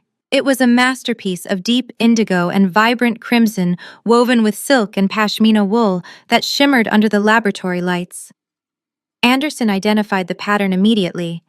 It was the Emperor Garden design, a motif reserved for royalty in the 17th century Mughal courts. He estimated that fewer than 10 existed in the world, and mine was the only one with its original borders intact. But the rug was only half the story. We catalogued the gold certificates, placing each one in an archival sleeve. There were 4,000 notes in total. Some were consecutive serial numbers, which made them even more valuable to collectors. Anderson drafted a preliminary dossier, a 20-page document detailing the provenance of the rug and the rarity of the currency. He titled it The Henderson Hoard. Word traveled fast in the high-stakes world of antiquities. By Tuesday afternoon, private jets were landing at the local airfield. Representatives from the most prestigious auction houses in London and New York arrived in black SUVs. These were men and women who had seen everything from sunken pirate gold to Renaissance paintings, yet when they walked into the vault and saw the rug spread out on the examination table, they went silent. I stood in the corner wearing a simple blouse and jeans, watching as they put on white cotton gloves and inspected the weaving with magnifying loupes. I heard them whispering numbers that made my head spin. One appraiser from a famous British house pulled me aside, his British accent clipped and professional. "Ms. Henderson," he said, "we would be honored to handle this sale. We believe with the right marketing, this collection could shatter records for the decorative arts category. We are prepared to offer a starting guarantee of $6 million. $6 million. That was the floor, not the ceiling." By Wednesday morning, the secret was out. The story of the Connecticut heiress who found a fortune in a rug was leaking onto art forums and financial blogs.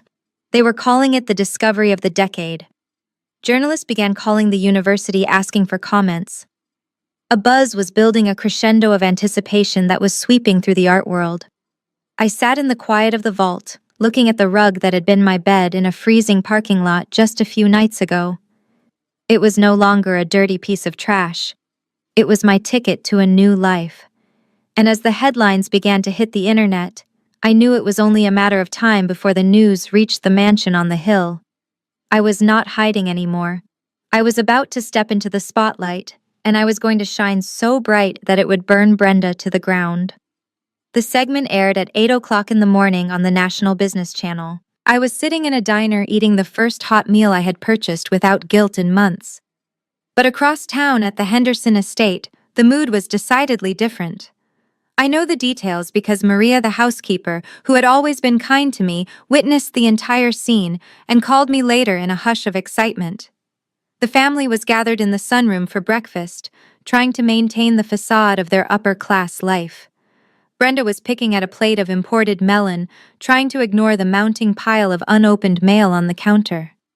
Chad was nursing a hangover, wearing sunglasses indoors to block out the morning light, while Keisha was angrily scrolling through her phone, deleting negative comments from her social media accounts. The television was on in the background, tuned to the financial news, a habit my father had instilled in the house. Suddenly, the news anchor, a woman usually reserved for grim reports on stock market crashes, leaned forward with a bright smile. "And finally this morning, a Cinderella story from Connecticut that has the art world in a frenzy. A local woman has discovered a lost imperial treasure inside what was believed to be a roll of old carpet." Brenda froze, her fork hovering halfway to her mouth. The screen cut to a high-definition video of the rug. It was no longer the gray, dusty cylinder they had mocked. It was spread out on a white table in the university vault under professional studio lighting. The restoration had been miraculous. The deep indigo and vibrant crimson dyes which had been preserved under the layer of dirt for decades shimmered on the screen. The intricate weeping willow pattern seemed to move like living water. The voiceover continued. Authenticated as a 17th century Mughal pashmina carpet, this rare textile is one of only 5 known to exist. Experts have set the starting bid at $3 million. Chad lowered his sunglasses, his jaw going slack. Keisha stopped scrolling. The room went dead silent, but the reporter was not done. But the rug is only half the story. Concealed within the lining, the heiress discovered a pristine collection of 1928 gold certificates. This hidden cash is valued at an additional $4 million. The total estimated value of the Henderson hoard is $7 million tax-free. The camera cut to a photo of me standing next to Professor Anderson smiling confidently. The caption beneath my face read, "Emily Henderson's sole owner." Maria said the sound of Brenda dropping her heavy silver fork onto her porcelain plate sounded like a gunshot in the quiet room. Brenda stared at the television, her face draining of all color until she looked like a wax statue. She looked at the rug on the screen, the same rug she had kicked, the same rug she had called a biohazard, the same rug she had signed a legal document to get rid of just 24 hours ago. "That is mine," she whispered, her voice barely audible. "That is my rug." "No, Mom," Chad stammered, standing up so fast his chair tipped over. "You signed it away. You gave her the rug. You took the house. You took the debt." The reality hit Brenda like a physical blow. She had traded $7 million in cash for a $1.5 million tax bill. She tried to stand up to scream, to throw something, but her legs refused to cooperate. She slumped forward, her face landing in the plate of melon, as the news anchor cheerfully announced the date of the auction. The broadcast ended with a close-up of the gold seal on a $1,000 bill, a seal that Brenda would never touch again. I had checked into a budget motel on the outskirts of town, using the last of my cash. It was not luxury, but it had a lock on the door and a bed that was not the back seat of a truck. I was sitting on the edge of the mattress reviewing the auction catalog on my phone when the piece was shattered. It started with a pounding so violent I thought someone was trying to break the door down with a sledgehammer. Then came the voice. It was a sound I knew well, a mixture of entitlement and hysteria that could only belong to one person. "Open this door, Emily. I know you are in there. Open it right now." Brenda was screaming at the top of her lungs, oblivious to the other guests or the time of day. I walked quietly to the door and looked through the peephole. It was a pathetic sight. Brenda was disheveled, her hair flying wild, and her expensive coat buttoned wrong. Chad was behind her, looking pale and sweaty, kicking the bottom of the door with his designer loafers. "You stole from me!" Brenda shrieked, pounding the wood with both fists. "You tricked me! That rug belongs to the estate. You knew what was inside. You defrauded me, Emily. Open up and give me my money. I tricked you!" Chad yelled, his voice cracking. "You said it was trash. You lied. We want half. No, we want all of it." "Mom, open the door. Kick it down." I leaned my forehead against the cool metal of the door. I did not feel fear anymore. I did not feel the urge to hide or apologize. I felt a strange sense of detachment. They were like ghosts banging on the glass of my new life, trying to drag me back into their nightmare. But they could not touch me. Not anymore. I did not say a word to them. I did not yell back. I simply pulled my phone from my pocket and dialed 3 digits. 911, what is your emergency? "Hello?" I said, my voice calm and steady. "I am at the erratic motel on Route 9. I have 2 individuals trying to break into my room. They are screaming threats and pounding on the door. I believe they are under the influence of something, or perhaps just mentally unstable. Yes, I know them. They are estranged family members who have been harassing me." Through the thin wood, I could hear Brenda sobbing now. It was not a sad sob. It was an angry, frustrated sound. "I am going to sue you!" she screamed. "I am going to tell everyone what you did. You are a thief. That gold is mine. You signed the paper," Mom, Chad groaned, leaning against the doorframe. "You signed it. We are screwed." "Shut up, Chad," Brenda snapped. "She cheated us. It does not count if she cheated. Emily, open this door. We can make a deal. We can split it 50-50. Just let us in." I listened to the operator on the line. "Officers are 2 minutes away, Mom. Stay inside and do not open the door." "I am not opening it," I assured her. I watched through the peephole as the sirens grew louder.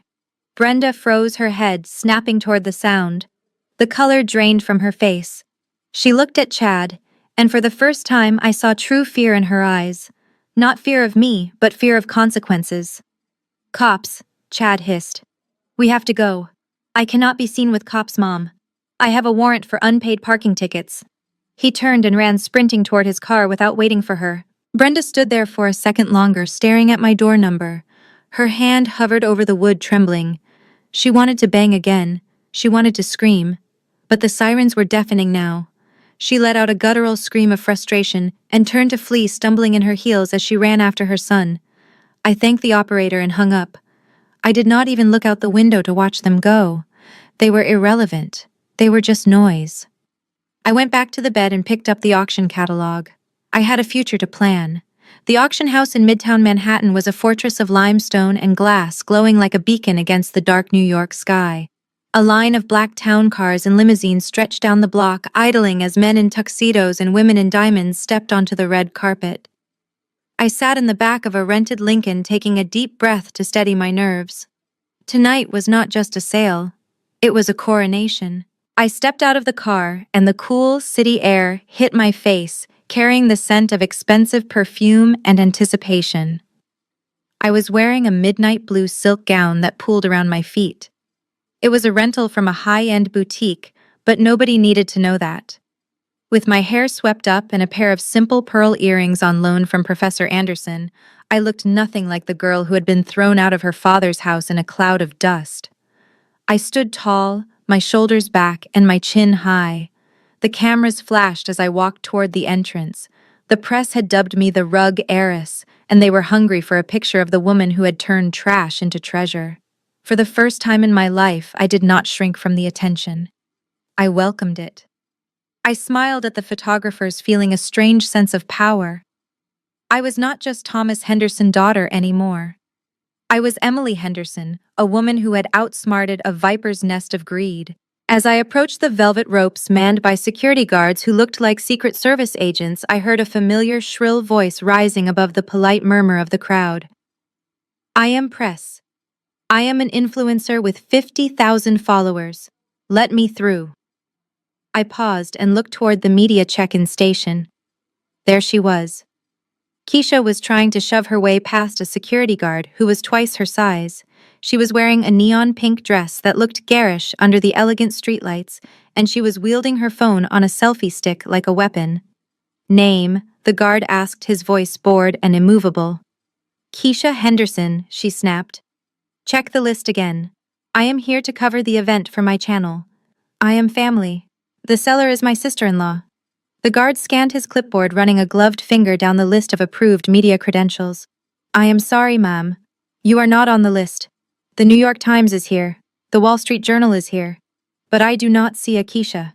This is a violation of my First Amendment rights, Keisha screamed, causing several socialites to turn and stare with amused disgust.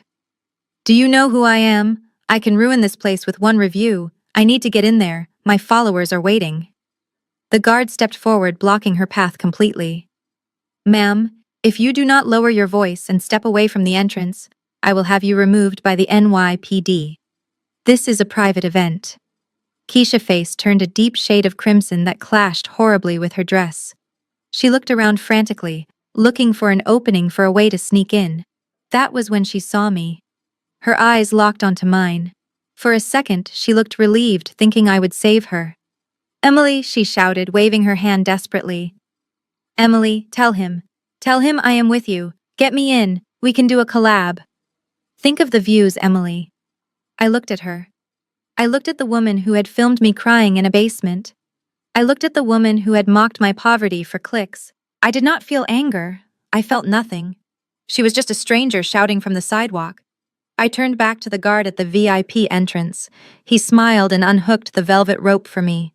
Welcome, Ms. Henderson, he said. They are waiting for you inside.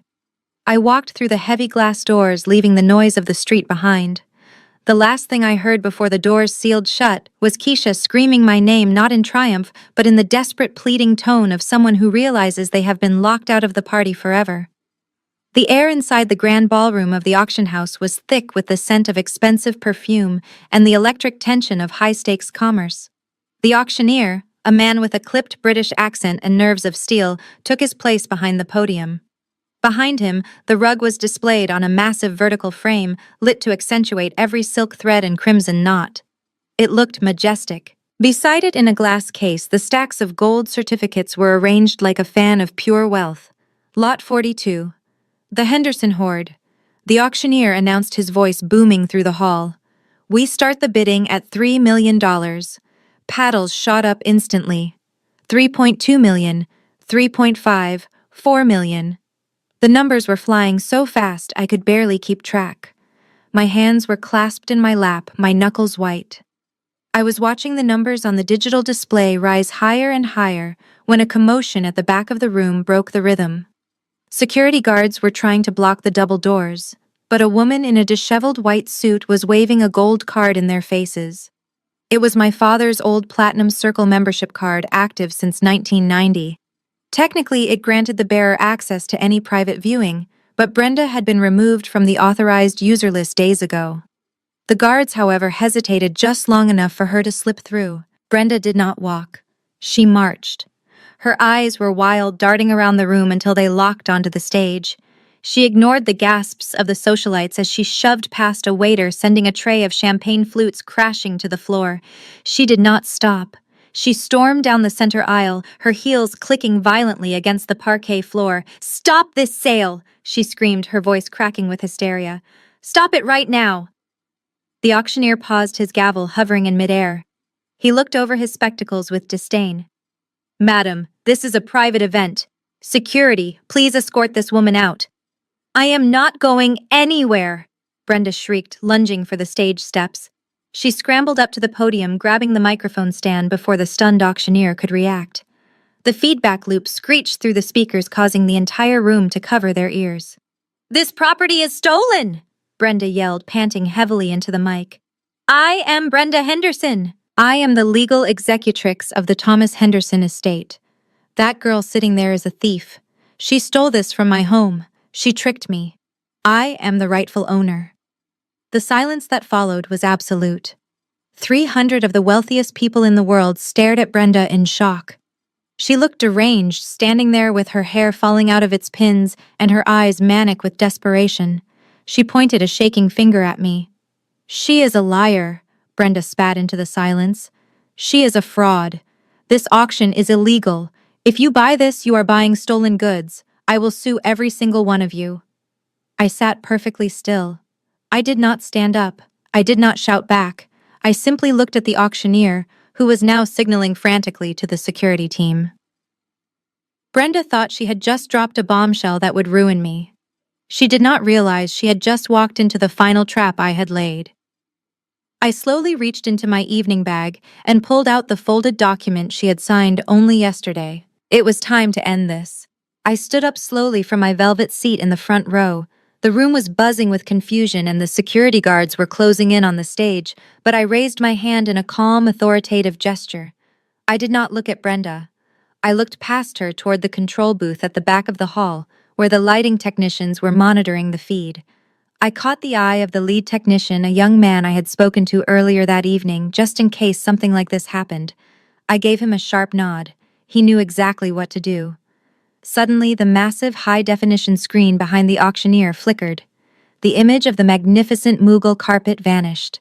In its place, a stark white legal document appeared, projected 10 feet high. It was crisp and clear. The text was legible even from the back of the room, but the technician zoomed in on the bottom half of the page. A collective gasp rippled through the audience. There, projected in pixels the size of dinner plates, was a signature written in jagged, angry black ink. Brenda Henderson. Beside it was the date. Yesterday. Brenda stopped screaming. She sensed the shift in the room atmosphere. She turned around slowly, her eyes following the gaze of 300 people. When she saw her own signature looming over her, she staggered back, nearly tripping over the microphone cord.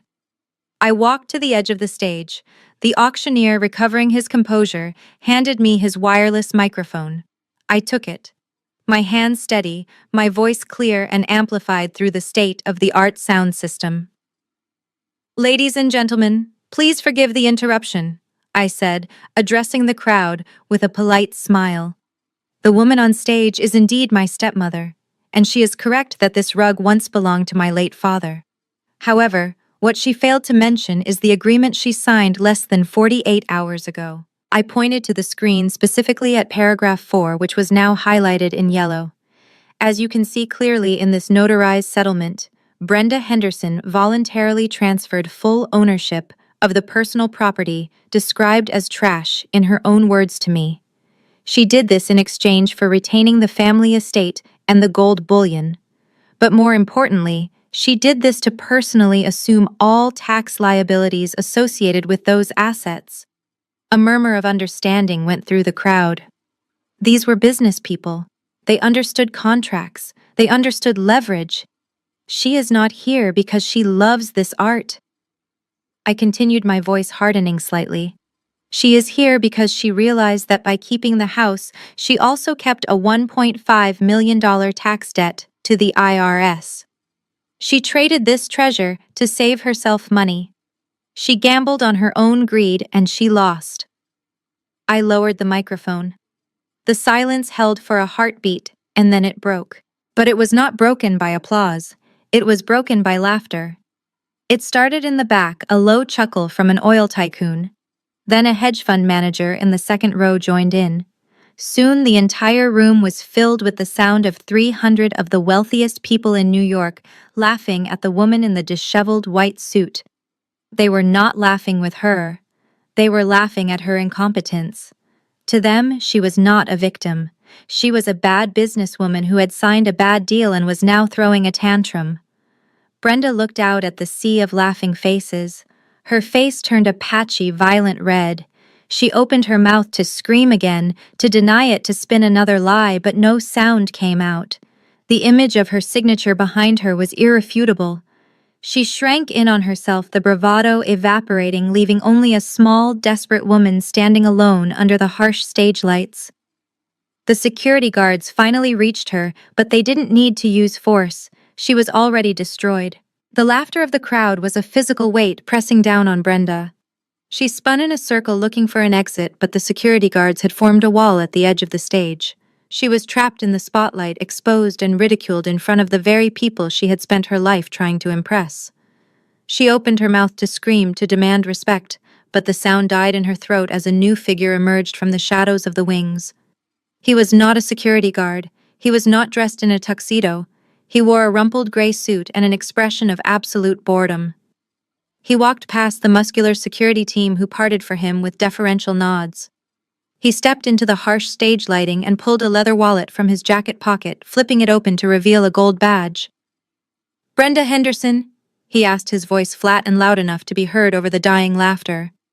Brenda squinted at him, blinded by the glare. "Who are you?" she spat, trying to regain a shred of dignity. "Get these animals away from me. I am the victim here. Special Agent Miller, Internal Revenue Service Criminal Investigation Division," he recited, snapping the badge shut. "You are under arrest." The room went deathly silent. Even the auctioneer looked stunned.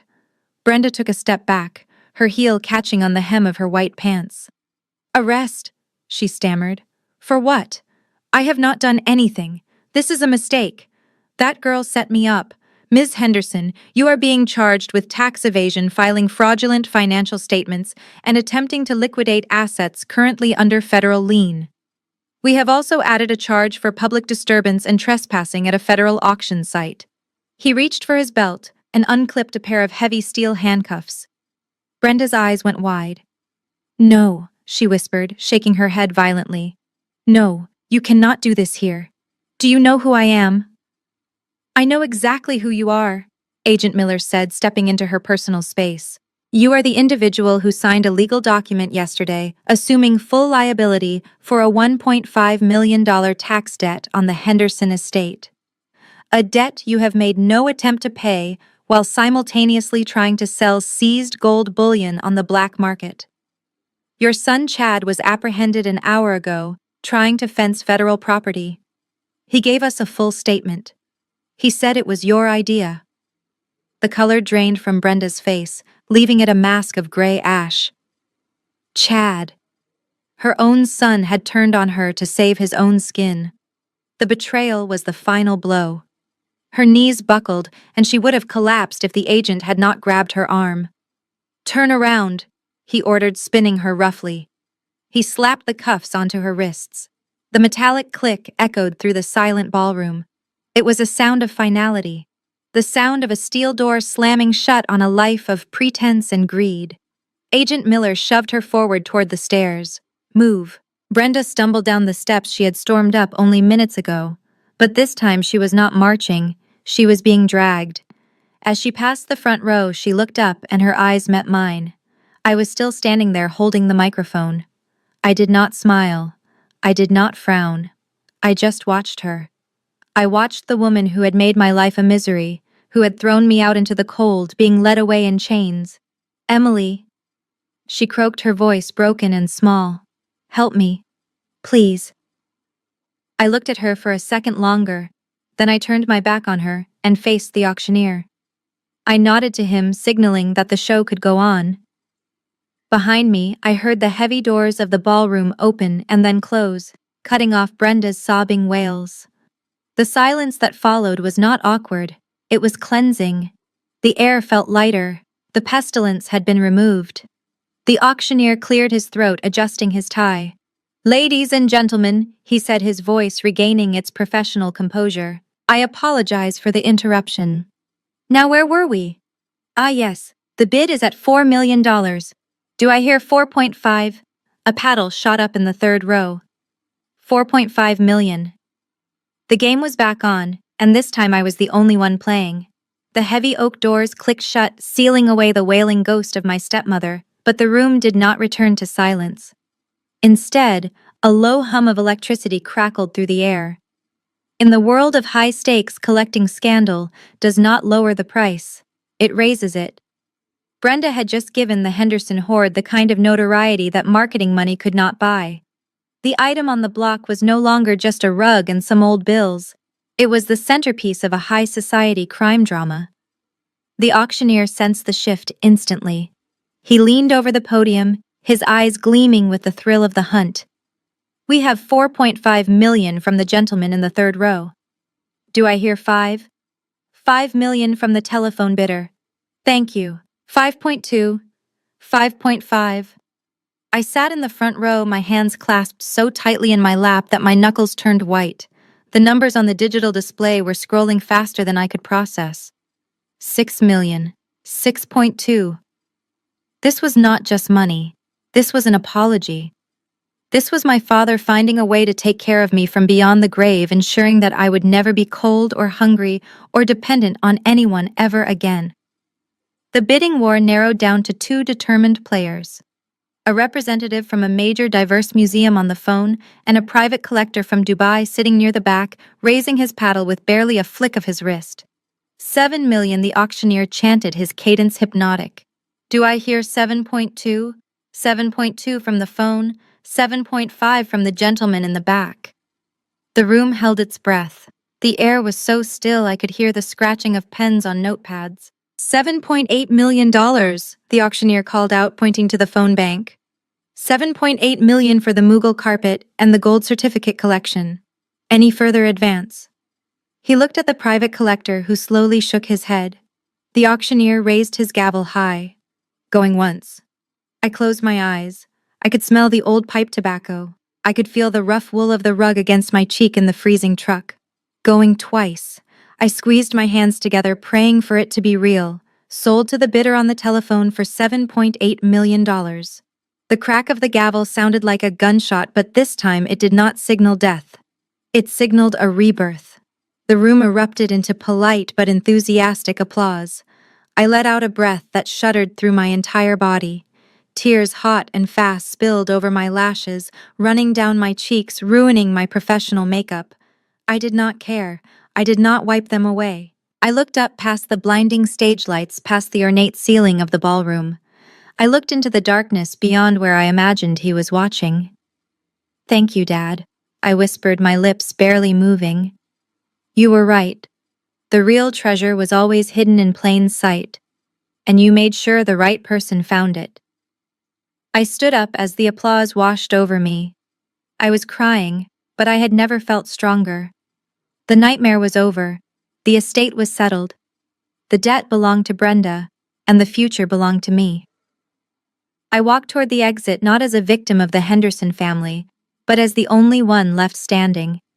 The fall of the House of Henderson was swift and brutal. It did not happen over years. It happened in days. Less than a month after the auction, the sprawling estate that Brenda had sacrificed everything to keep was swarming with activity. But it was not the activity of high society parties or renovations. It was the grim efficiency of the foreclosure squad. A heavy chain and padlock were looped through the iron gates. Bright orange stickers were plastered across the grand mahogany front doors. Notice of seizure, property of the bank. The IRS had moved first, taking the gold bars to satisfy the tax lien Brenda had foolishly signed for. But the gold wasn't enough to cover the interest and the penalties. So the bank came for the rest. They stripped the house of its dignity. Movers hauled out the Italian furniture, the crystal chandeliers, and the art collection. Everything was cataloged, tagged, and loaded into trucks to be sold at a fraction of its value.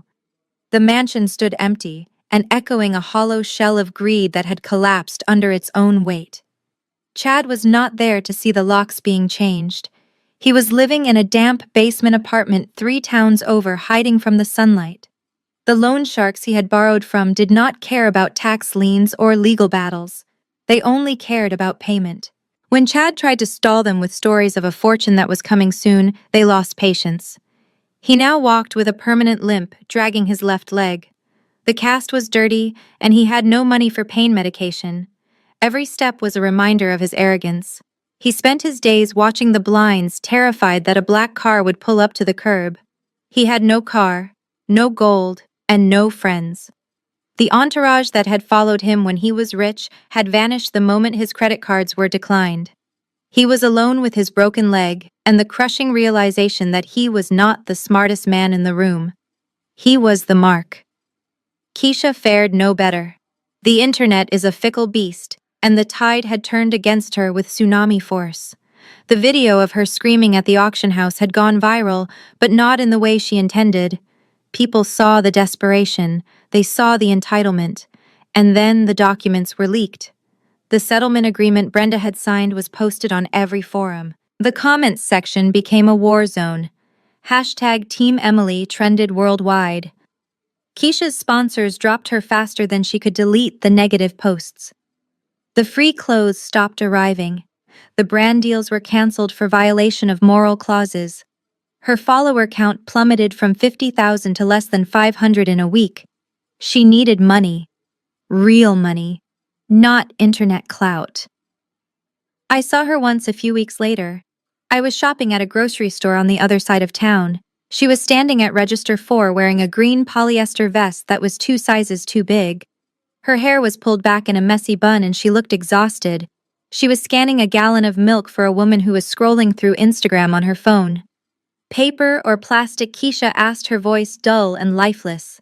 Plastic, the woman said without looking up. Keisha bagged the milk, her movements slow and mechanical. She looked up and for a fleeting second our eyes met across the crowded store. She froze, holding a bag of frozen peas. There was no anger in her eyes this time. No mockery. Just shame. She looked down quickly, focusing intensely on the register screen. I did not say hello. I did not gloat. I simply pushed my cart to the next aisle and walked away, leaving her to scan the price of a life she could no longer afford. 6 months later, I stood on the concrete steps of the county courthouse, wrapped in a trench coat against the biting wind. This auction was nothing like the glittering gala in New York. There were no champagne flutes or velvet ropes here, just a tired bank representative holding a clipboard and a handful of bargain hunters looking for distressed properties to flip. The auctioneer cleared his throat and read the legal description in a monotone voice. Case number 592. The property known as the Henderson Estate, 10,000 square feet, 5 acres, previously valued at $5 million. Opening bid is set at the remaining mortgage balance of $800,000. The crowd shuffled their feet. Nobody raised a hand. They all knew the history. They knew the house had been stripped by the IRS and the bank. They knew it had been the site of a high-profile family collapse. To them, it was a cursed money pit. To me, it was a blank canvas. 800,000, I said, clearly stepping forward from the back of the group. The auctioneer looked up, surprised to see a young woman bidding on such a massive liability. He scanned the crowd for a counteroffer. Going once, going twice. Sold to the lady in the beige coat. It was that simple. Brenda had destroyed her life and her son's future trying to hold on to this house.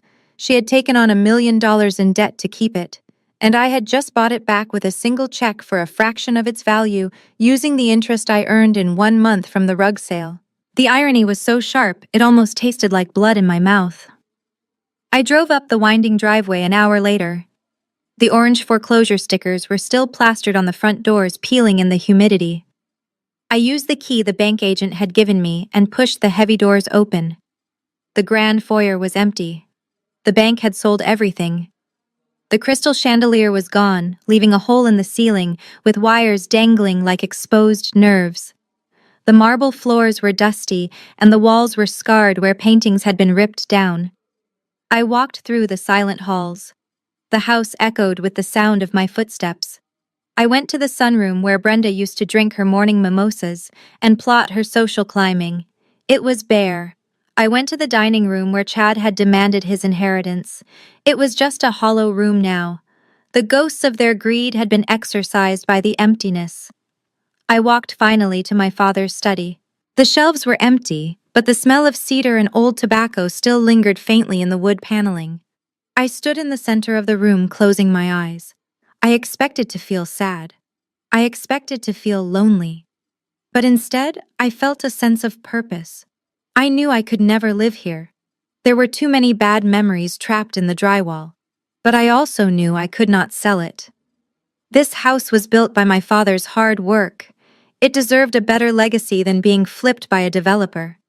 I pulled out my phone and dialed Professor Anderson. "Hello, Emily." He answered, his voice warm. "I found a location for the scholarship program," I said, looking out the window at the overgrown garden. "The Henderson estate. I just bought it back." "You are going to live there?" he asked, surprised. "No," I answered firmly. "I am going to give it away. I am turning it into the Thomas Henderson Art Foundation. It will be a school for restoration and a sanctuary for young artists who have nowhere else to go. We are going to fill these rooms with students and paint and life. We are going to teach them how to see the value in things that other people call trash." I hung up the phone and walked out to the veranda. The sun was setting, casting long golden shadows across the lawn. The house was not a tomb anymore. It was a cradle. My father had left me a rug so I could save myself. Now I would use his house to save others. The windshield wipers slashed back and forth, fighting against a torrential downpour that had turned the city gray and miserable. I was sitting in the warmth of my new sedan, the heated leather seat keeping the chill at bay. I had just left the construction site of the foundation, where the first class of students was already working on restoring a local church fresco. I felt at peace. The traffic light at the intersection of 4th and Main turned red. This was the rough end of town, a place where the streetlights flickered and the pavement was cracked. To my right was a bus shelter made of plexiglass and rusted metal. It offered little protection from the driving rain. Huddled beneath it was a figure clutching 2 plastic grocery bags. At first I did not recognize her. The woman was hunched over, shivering violently, in a thin, soaking wet coat that looked like it had been pulled from a dumpster. Her hair, once dyed a fierce blonde and sprayed into a helmet of perfection, was now a stringy gray mess plastered to her skull. Her face was gaunt, the skin sagging around her jawline. But then she looked up. Those eyes. They were sunken and rimmed with red, but the glint of avarice was unmistakable. It was Brenda. She squinted through the rain, looking at my car. She saw the clean paint, the gleaming rims, and then she saw me through the tinted glass. Recognition hit her like a physical blow. She dropped her plastic bags, spilling meager belongings onto the wet sidewalk. She scrambled toward the curb, splashing through a deep puddle of oily water. She slammed her hands against the passenger window, leaving muddy streaks on the glass. "Emily," she screamed, her voice muffled by the rain and the soundproofing of the car. "Emily, is that you? Oh God, please." She clawed at the door handle, trying to rip it open. It was locked. I watched her frantic movements with a strange sense of detachment. She looked like a drowning rat. She was mouthing words now. "Help me. Money. Please. I am starving." I reached for the control panel on the armrest.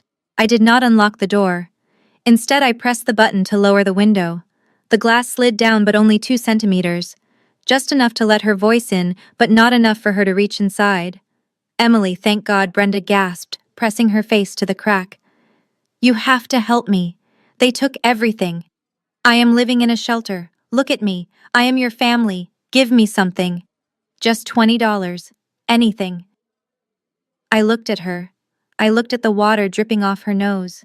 I looked at the desperation that had replaced her arrogance. I remembered the day of the funeral. I remembered standing in the driveway while she threw the rug at my feet. "Brenda," I said, my voice calm and audible over the drumming rain. "Do you remember what you said to me when you threw that rug in the dirt?" What she stammered, blinking in confusion. "I do not know." "Emily, please. You said it suits your class," I reminded her, cold and sharp. "You told me the trash suited my class." I glanced at the rusted, leaking bus shelter behind her, and then back at her ruined face. "Well, look at you now, Brenda. This bus stop suits your class perfectly." Her mouth fell open.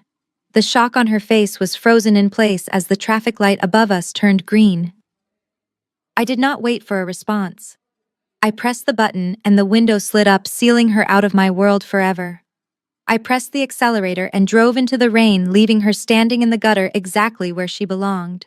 I watched the city limits sign flash past my passenger window. The storm that had drenched Brenda was breaking apart behind me, giving way to a horizon that was slowly turning gold. The further I drove, the lighter I felt. It was a physical sensation, like a heavy winter coat being peeled off my shoulders after a long hike. I reached for the button on the door and rolled down all 4 windows. The rushing wind roared into the cabin, drowning out the last echoes of Brenda's pleading voice. The air smelled clean. It smelled of wet asphalt and pine trees and the ozone of a passing storm. It smelled like the future. My mind drifted back to that morning in the vacant lot behind the laundromat. I remembered the weight of the broom handle in my blistered hands. I remembered the violence of the swing. I remembered the explosion of gray dust that had engulfed me, choking my lungs and stinging my eyes. At the time, I thought I was just cleaning a filthy old rug. I thought I was just doing a chore, but I realize now that I was doing so much more. With every strike of that broom, I was beating out years of silence. I was shaking loose the insults, the neglect, and the feeling of being small. I was purging the toxicity that had settled into the fibers of my life, just as surely as the dirt had settled into the wool. That dust was gone now. It had drifted away on the wind, carried off into the atmosphere to be forgotten. And just like that rug, once the filth was gone, the true value was revealed. My father had known. He had hidden the treasure in the one place Brenda would never look, because he knew she only saw the surface. He knew she was afraid of getting her hands dirty. But he knew I wasn't. He knew I would put in the work to find the beauty underneath. I gripped the leather steering wheel, my hands steady and strong. The sun began to dip below the horizon, painting the sky in streaks of deep indigo and vibrant crimson. They were the exact colors of the Mughal carpet. It felt like a wink from the universe. A reminder that the things we think are burdens are often blessings in disguise. I glanced at the passenger seat. It was empty. There were no lawsuits there, no tax liens, no screaming stepmothers, no ungrateful brothers. There was only my bag and the open road. I had $7 million in the bank and a foundation to build.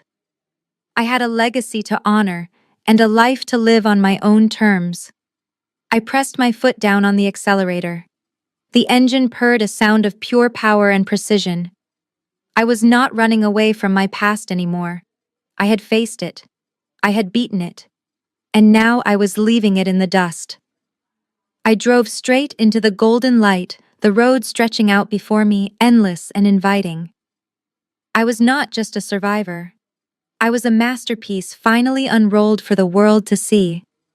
The screen fades to black. The music swells, a symphony of soaring strings and triumphant horns. The end. The most profound lesson from Emily's journey is that true value is often disguised as hard work and humility, while ruin frequently masquerades as easy luxury. The dusty Mughal rug was never just a piece of textile. It was a litmus test for the human soul. Brenda and Chad failed this test because their greed made them superficial. They looked at a dirty, rolled-up carpet and saw only filth, refusing to look deeper because they believed they were above cleaning up trash. They chased the obvious symbols of wealth, the mansion, the gold bars, the status, unaware that these things were hollow traps laden with hidden debt and liability. Emily conversely succeeded not because she knew there was money inside, but because she valued the sentimental connection to her father over her own comfort. She was willing to embrace the dirt, to sleep in the cold, and to physically beat the dust out of her inheritance. This act of labor was the key that unlocked her fortune. Life often hides its biggest rewards behind unappealing exteriors. It requires us to get our hands dirty, to look past the grime of difficult situations, and to have the patience to see what lies beneath. The trash we are handed, be it a difficult job, a humble beginning, or a painful loss, often contains the seeds of our greatest comeback, but only if we have the courage to shake off the dust. Brenda's downfall teaches us that arrogance is a blinding force that leaves us vulnerable to catastrophe, while Emily's rise proves that resilience, due diligence, and a sharp eye for hidden worth are the ultimate currencies in a world obsessed with surface appearances. Start looking past the dust in your own life today. The opportunity you're ignoring might just be your greatest treasure.